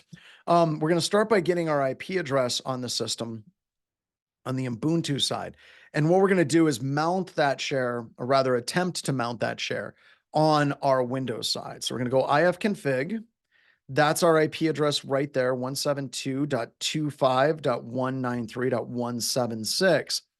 Now what we're going to do is we're going to become root, and we're going to cd into the Impacket examples directory. So let's become root. Password is ADHD. Let me clear my screen out. There we go. And then we're going to cd into opt Impacket examples, like so.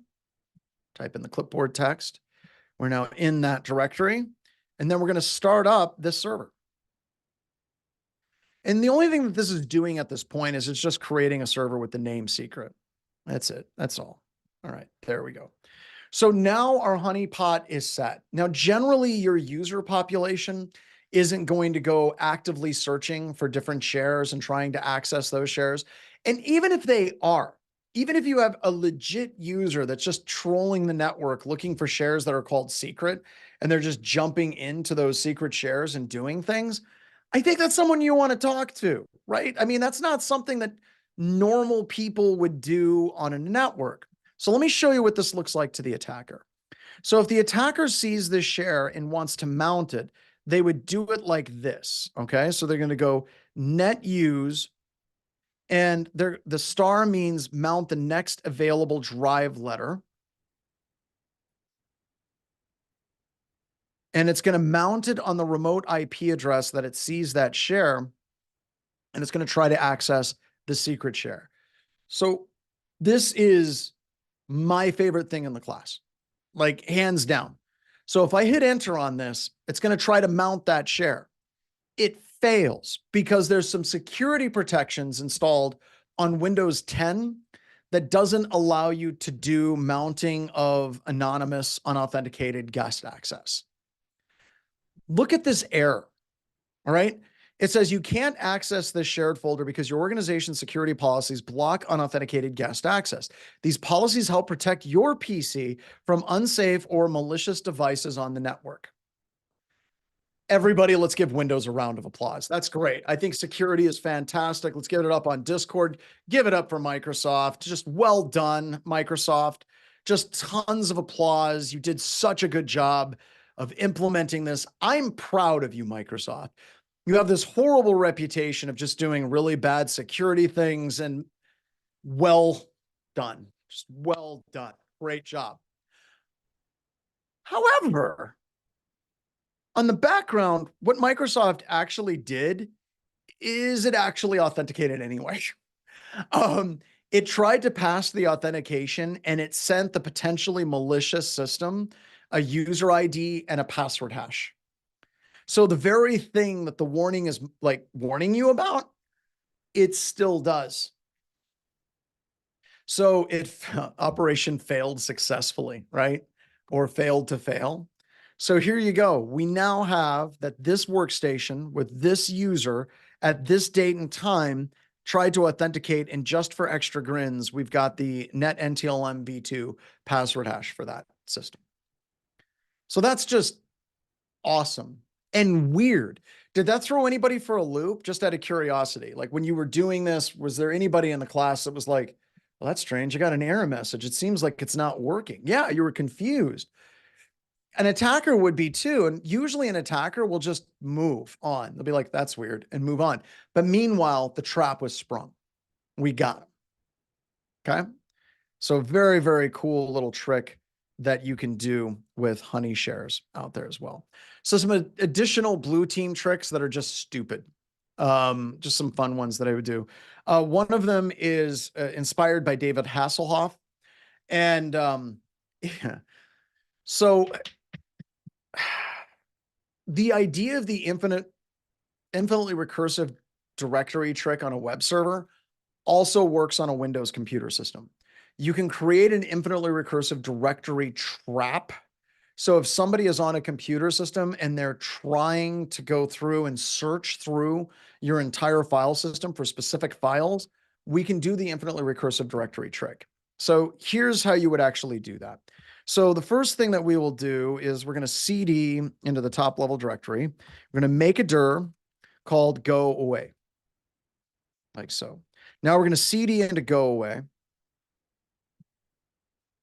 And then we're going to make a link. We're going to create a symbolic link with mk link, right?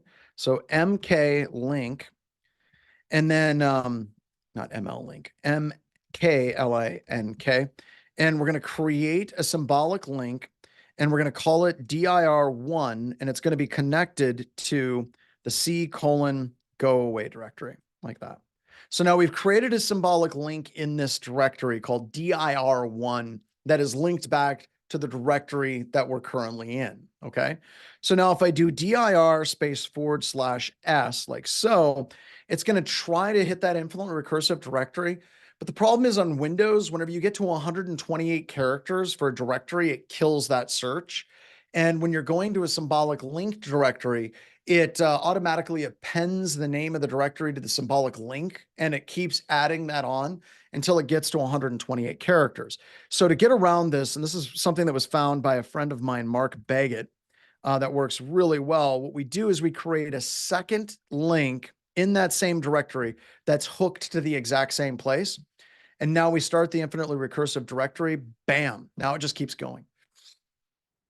Excuse me.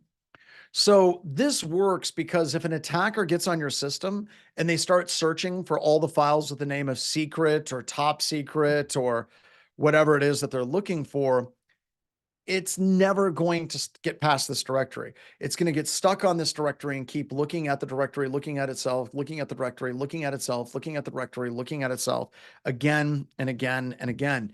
And the best part about it is if the attacker tries to control C it like I just did, what actually happens is it'll actually kill a lot of the backdoors that are out there. To try to kill that search sends the SIGINT command and it kills the connection to the backdoor, which is really cool. You can also put some alerting on this as well to let you know that someone's in that directory. So there's a bunch of other deception tools. We just don't have a lot of time to actually run through. But this one is deploy deception. In the newer version of the class, whenever we move to server 22 rather, that server is going to give us the ability to promote the system to a domain controller. And then you can run deploy deception and it'll deploy a whole bunch of fake users, computers, shares, service accounts. It'll automatically do that. And this is a PowerShell script that you can run that allows you to deploy deception across your environment. The other one is one that we created, and we're going to have some interns take this toolkit and update it over the next year. And this is the CRED Defense Toolkit, which has built-in deception for LLM and R poisoning. It has built-in deception for Honey service accounts, and it also has built-in deception for Kerber roasting.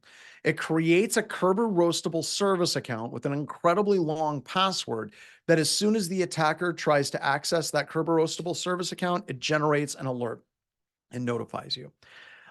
We also have some additional blog posts out there, geopolitical cyber deception lures for attribution and Microsoft Sentinel. So check that out too. All right, so now we're going to get moving into attack, where we're going to be running some more active code on the attacker's computer system. And this is going to bring us to a tool called Honeybadger that does do geolocation. The only problem with Honeybadger is it requires an API key.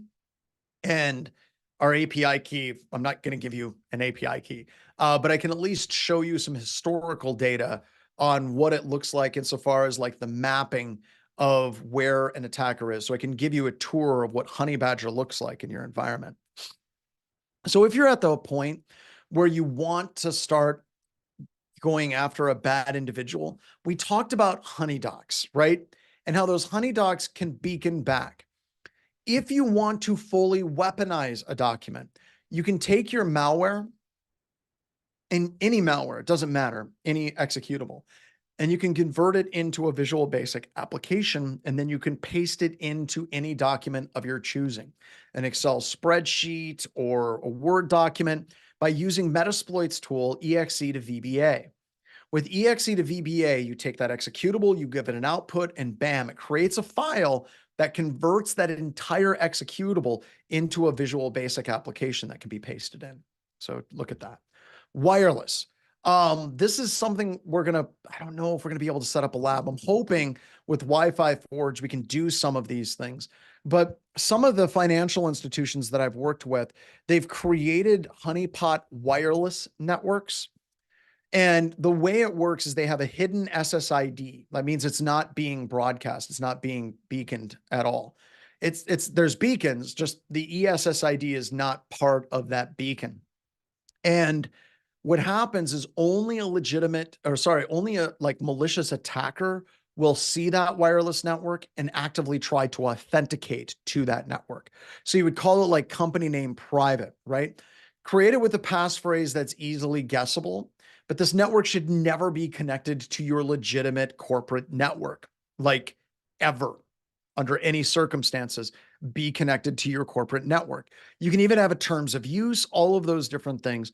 But what you can do is you can set up a beef hook. And on that authentication portal, that captive portal, you can execute a whole bunch of things against the attacker's browser. You can identify what are the plugins, what is the user that's logged in. You might be able to copy clipboards off of that. You can have Mr. Clippy pop up. There's all kinds of things that you can do with browser exploitation framework that will allow you to harvest a ton of information about that attacker, utilizing the Beef auto run rule engine to kick off those alerts. The other thing that you can do is as soon as the attacker has hit that wireless network, you can now ban them from accessing any other wireless network out there as well. All right, so now we're getting into the code that we do release publicly, but it does require you to have some active API keys for it to work. And this tool is called Honeybadger. And I'm going to do a walkthrough of this to show you how you can start it and you can access it. You're going to need to replace your keys that are on the VM because the keys have expired here. So you can create macros. We've already talked about that, and that's fun. But you can also create macros that are geolocation macros. So what it does is it invokes PowerShell, does netsh wlan show networks mode equals BSSID, and it'll dump all the wireless networks around that system active at that point. And then you can exfiltrate that file off of the computer system. Okay. And you can set this up that if an attacker runs this code in any fashion or another, whether it's a Word document, Excel spreadsheet, something that they download and they execute thinking it's a VPN config, you can get the geolocation of the attacker within 20 meters. And this is completely independent of what they are using to obfuscate themselves. As long as they have a wireless adapter that is live, it doesn't have to be connected to a network, but if it's live, it will geolocate that attacker on a Windows computer system. And this is the code that creates that. Now, originally, Honeybadger was created by someone that used to work with us, a Landmaster 53, or Timothy Tomes. And Tim is a good friend. He's an amazing instructor. If you can see any of his classes, be sure to check them out. They're really, really solid.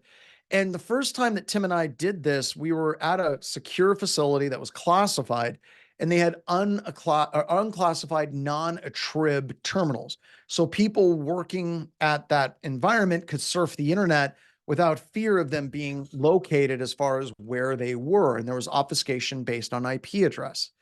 Well, these systems had wireless cards, and that immediately set off red flags for Tim.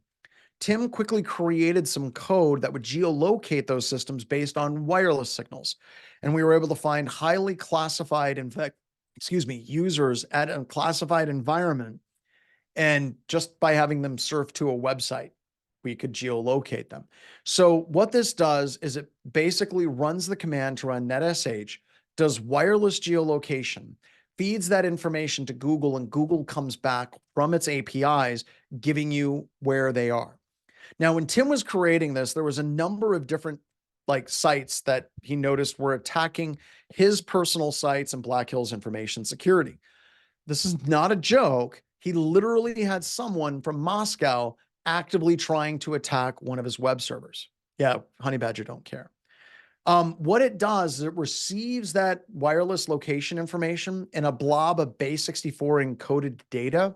And when you decode it, it gives you all of the wireless networks, and then it submits those wireless networks to Google's API for geolocation.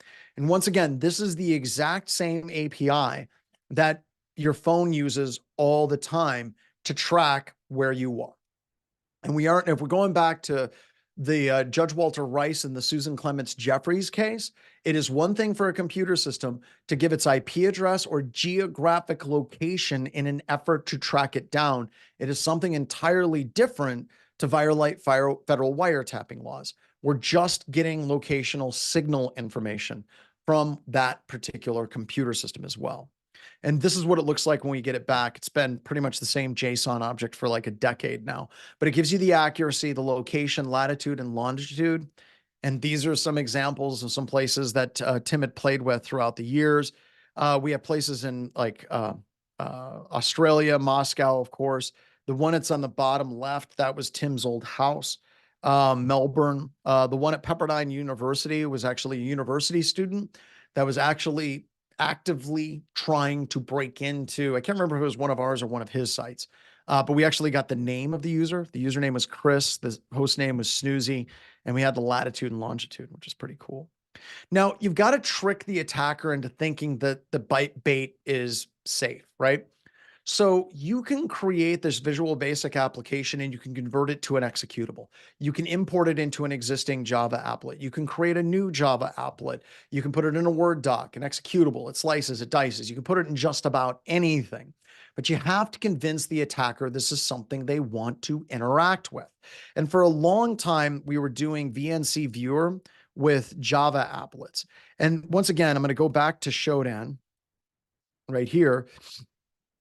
And if we go back to images.shodan.io, port 5900, there are thousands of VNC systems on the internet, 1,700, and you can see our furries are still there.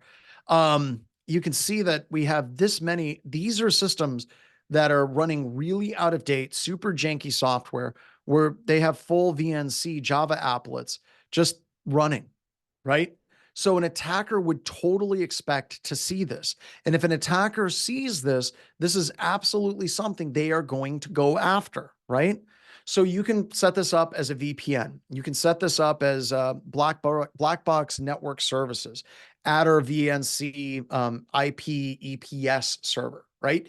You can set this up in a variety of different ways, and absolutely an attacker is going to run it, because you see this type of mistake being made constantly on the open internet. So a long time ago in a galaxy far, far, far away, this would have been, I want to say 2009, 2010 timeframe, maybe 11, I'm not sure. I had a big scary bank in Germany that wanted us to come out and do some security testing and hang out and do some cyber deception stuff. And it was a weird time because I had a number of banks in Europe and in Germany that I was working with, which was really, really cool. By the way, if you live in Europe, I'm coming out in September. I'm probably going to be at a conference near you. I'm doing one in Stockholm. I'm doing one in Frankfurt. I'm doing one in Krakow. I can't remember if I'm doing one in Romania again.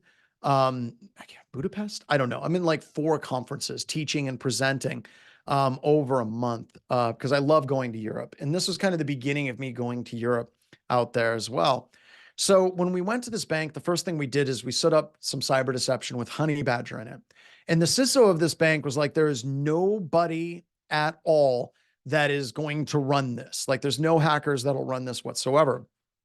Well, we were there for 2 weeks and they ran it. And this is what it looked like. 2 weeks.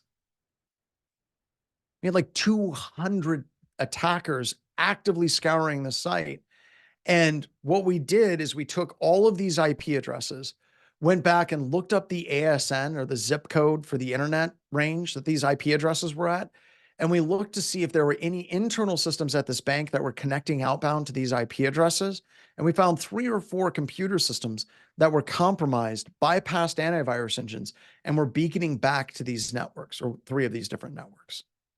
It's pretty crazy, right? But this stuff works. Another example, taking over a botnet. Chris Brenton is the CEO of Active Countermeasures, our network detection company. And the previous company that he was working at, they came across a server from one of their customers that was compromised and was hosting botnet software. It was a command and control server for a botnet. So we went into the server and we changed all of the passwords for that particular server. And we made it so the only way you could log in was through this VNC app that had the geolocation tracking in it. And we ended up with, I think it was like 13 systems. These are people that were running that botnet, and we were geolocating them exactly where they were. Like this is a map of bot herders doing illegal botnet stuff. Gave it over to law enforcement, and law enforcement didn't do anything with it. Remember I told you the whole dog chasing a car and you catch it, and what do? Law enforcement had no idea what to do with this. Like literally, this is where the attackers are, right here. Here's their latitude, their longitude, their first name, and their host name, their computer system. All you need. That's it. It's crazy. So I wanted to go through and do an example, show you an example of the Honeybadger data set. And to get to that data set, all you need to do is go here. You can cd into opt Honeybadger server, like so, and then just type history. Inside of the history is an example of running Honeybadger. and it has the API key in it. Oh, no, no, no. Here, let me back out. Control C. I didn't want to be root.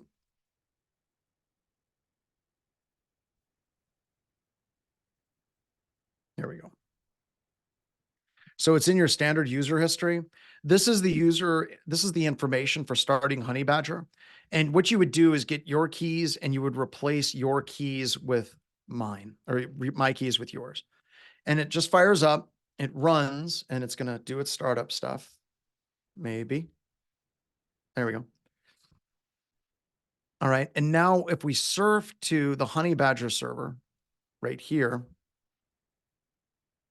I'll show you what it looks like.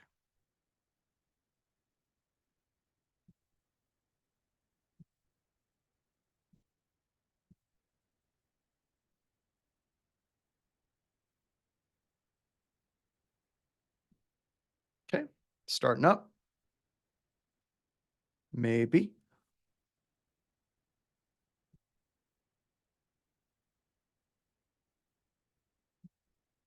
There we go. And it's just ADHD and ADHD to log in.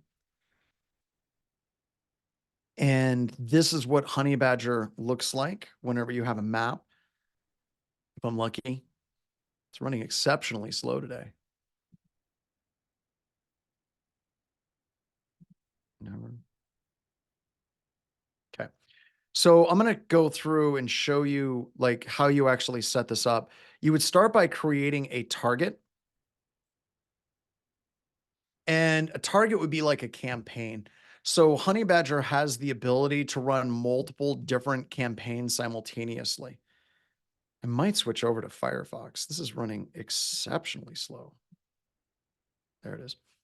So you can create a new campaign. You can see that we have demo, we have class 2, and then these are the different types of things it can generate. It can generate a macro, it can generate vb.net. And if you select that, it gives you the code that you would copy and paste, and you would basically put into something like IDE and then compile it with something like mono.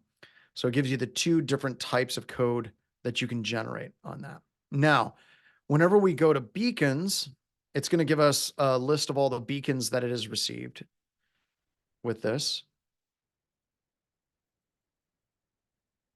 Sounds like it's screaming.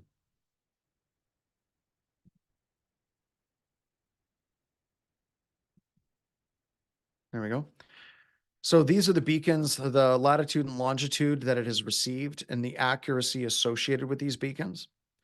And if we go to the map, it'll map and superimpose these latitude and longitude strikes on top of the map. So it's going to take a couple of seconds for it to load up. And then you'll be able to see these beacons. And one of them is in like Sturgis. One of them is in Kentucky. One of them is in DerbyCon in Louisville. So see those here in a second, but it literally puts a map with pins on where that attacker is. Now it needs to have the Google API key to generate and render the map properly, especially at higher resolution, getting in closer, but it also requires that key to communicate back to the geolocation. And sometimes Google charges for this, like sometimes they don't. It's kind of weird. So we're giving it a second to load that in. So while it's loading that, instead of me dancing, I'm going to go over here and I'm going to kind of do the wrap up of the class. So we're done a little bit early, and then we'll come back and I'll show you the map data sets. Okay. So active defense is kind of a summary slide, bookend slide for this course. Active defense is the employment of limited offensive actions and counterattacks to deny the attacker a contested area, i.e. our cyber networks, right? And we're moving away from this concept of a passive defense where we're waiting for the attacker to come to us. Like we want to get away from that because it's just a nightmare. And it isn't saying that, well, we're not trying to get away. We're trying to augment it. I really got to stress that. I get that wrong sometimes. We aren't saying that passive defense is garbage. It's absolutely critical, but it has limitations, and we can address those limitations with active defense. We can address those limitations and kind of step around those issues that it's going with as well. Prevention, detection, and response are absolutely key as well.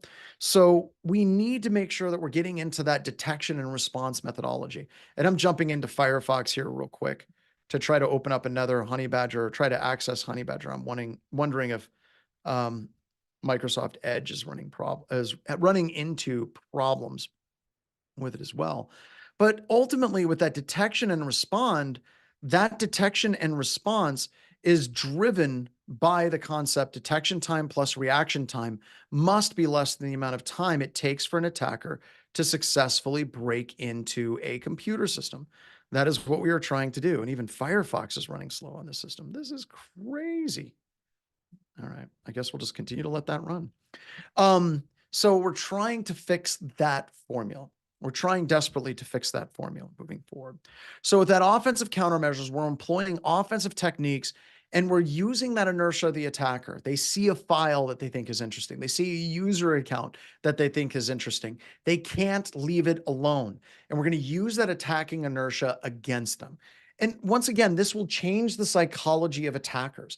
If they think there's canary tokens in documents, they're going to slow down. More than likely, they're going to go someplace else because there are just lower risk targets that they can actually go after, right? Coming back to poison and venom, we need to get away from the idea of strike back. We're creating poison that the attacker gains access to, and when they gain access to it, they take it, they pull it back, and it triggers on their systems. So cyber deception is the deliberate and calculated process of deceiving attackers in an effort to wage a better defense. We're messing with this right here, right here. This is what we're focusing on. How can we screw with the attacker's attack time as much as we possibly can? That is ultimately what we are going after. So it's about changing the game, and it's working. At BHIS, we are seeing more and more organizations utilizing these active defense, cyber deception technologies against us. And I think that that's wonderful. I love seeing that employed in our customers. I love dealing with it. I love the fact that my testers have to get smarter and better, and sometimes they just get skunked. That's look, as a pen testing company, our only job is to make our job harder. And if we aren't making our job harder as a pen testing firm, we're not doing it right. That's why we do this. That's why we teach cyber deception. That's why we're actually doing the pay what you can model, which brings me to kind of my closeout comments for today. This class is pay what you can. And I'm getting better at doing this speech. I don't know if, Megan and Brian, when I was first doing this, I couldn't even get through this without crying, but we're getting better at it now, much better. So when we're looking at this class, I want to give you guys a little bit of history about where this class came from and why it is where it is. So this whole entire class originated from the team wanting to do something to help people that are disadvantaged get into computer security. There was a conversation, I want to say it was 2019, especially right at the beginning of COVID, where some people came to us and they said, hey, we need to get more minorities in specific groups into computer security. I can't remember if it was women, if it was African Americans, or what it was, Pacific Islanders, Native Americans, I can't remember. And it's actually irrelevant. And whenever I started talking to the team about this, I hated the idea. I've been working in corporate America and tangential to corporate America for a long time. And there's a lot of people that talk about, how corporate America handles certain things and does corporate America actually care? And I'm going to be honest with you, they don't. Almost every conversation I've had with various corporations, whenever they're like, we need to get more women involved, we need to get more African Americans involved, we need to get more people that are disadvantaged involved, I'm telling you, 99% of the time, it's a PR stunt. It just is. Now, that doesn't necessarily mean that the people that are trying to do this, that sometimes the people that are working on it, their heart isn't in the right place. And it doesn't mean it changes fundamentally the lives of some people that get those opportunities. Like, I remember one of the organizations I used to work with, who shall not be named, there's people that got scholarships, and it fundamentally changed that person's life. It did. My problem with it, though, is in that group, hundreds of people applied, and maybe like 2 got in. And it was a big deal. They did press releases. There was things on Twitter. They brought him out at conferences and all these things. And I hated it. It made me sick to my stomach. And the reason why I hated it is because it didn't change anything. It just made some people feel good about themselves. It just made some organizations that I've worked with in the past feel like they were like doing good PR. And it did help a small number of people, but it didn't fundamentally change the game. And also, it's exclusive, right? Like if you're going to create a scholarship for a specific group, pick any group. Let's say African Americans, let's say women, let's say Pacific Islanders, let's say Native Americans. If you're doing that for that specific group, by nature, it means you're excluding other groups. And I hate that. Once again, people's hearts are in the right place. They're trying to do the right thing. People's lives are changing in very small ways, but we sat down and we asked a question. How do we fundamentally change the game? Not just for a specific group of people, but for everyone, regardless of where they came from. Because there's no getting around it. I'm a middle-aged white dude. I am.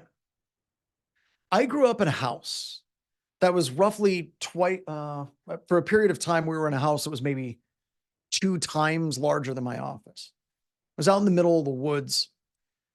My dad was off serving in Korea in the National Guard. My mom was working as a food service director. And the food that we ate as a family was literally the leftovers that my mom was getting after being done serving lunch to the school. And we would eat those leftovers sometimes for like 2-3 days. I had to wear shoes. Like, how many of you have ever had to duct tape your shoes so they worked? I did. This experience of being blue collar is not exclusive to any group. It cuts across generational lines. It cuts across ethnic lines. It cuts across religious lines. And if we're looking at the barriers that are put up, the barriers that are put in place, absolutely barriers are created to keep people and certain people down.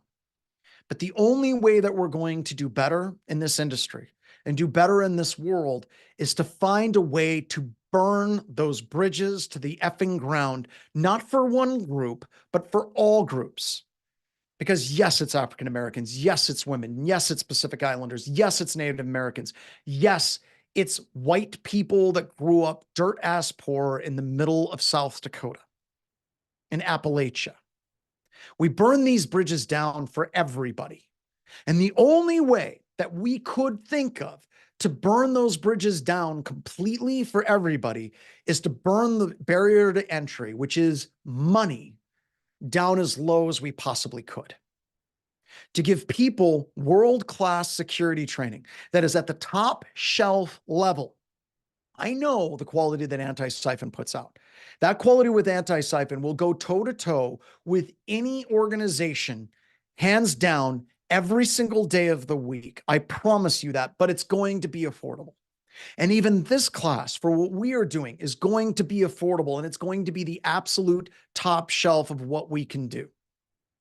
Because I know what it's like to have parents that work multiple jobs just to make ends meet.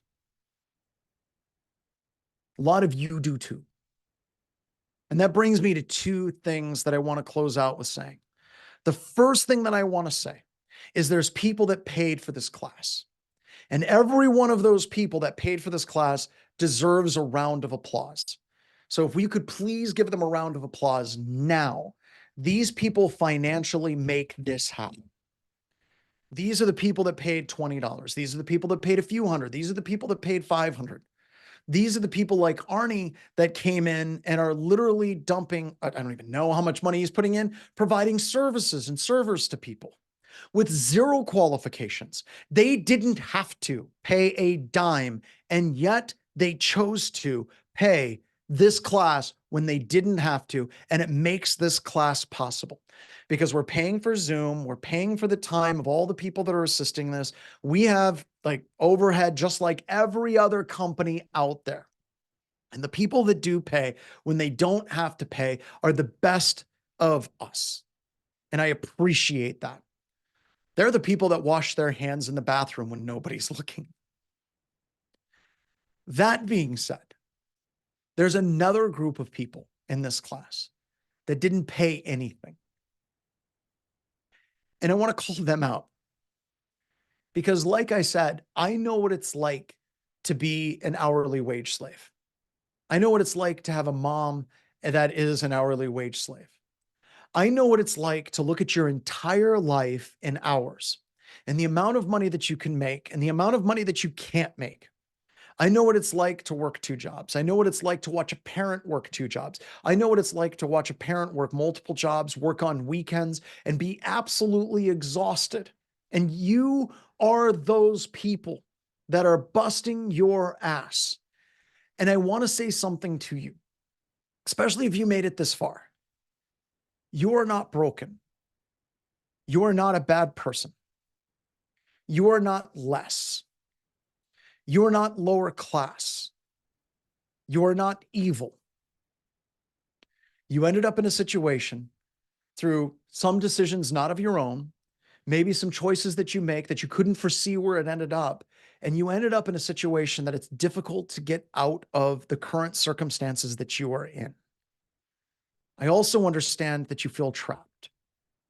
And I want you to know that at Anti-Siphon, myself, the whole entire team here, this is designed to give you a pathway out.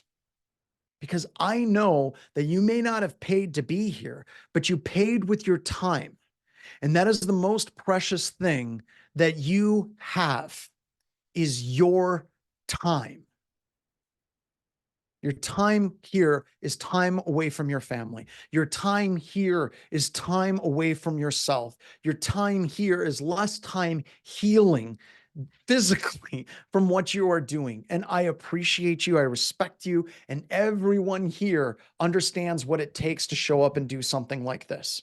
And I think that everybody should give those people an absolute round of applause as well, because they are absolutely amazing.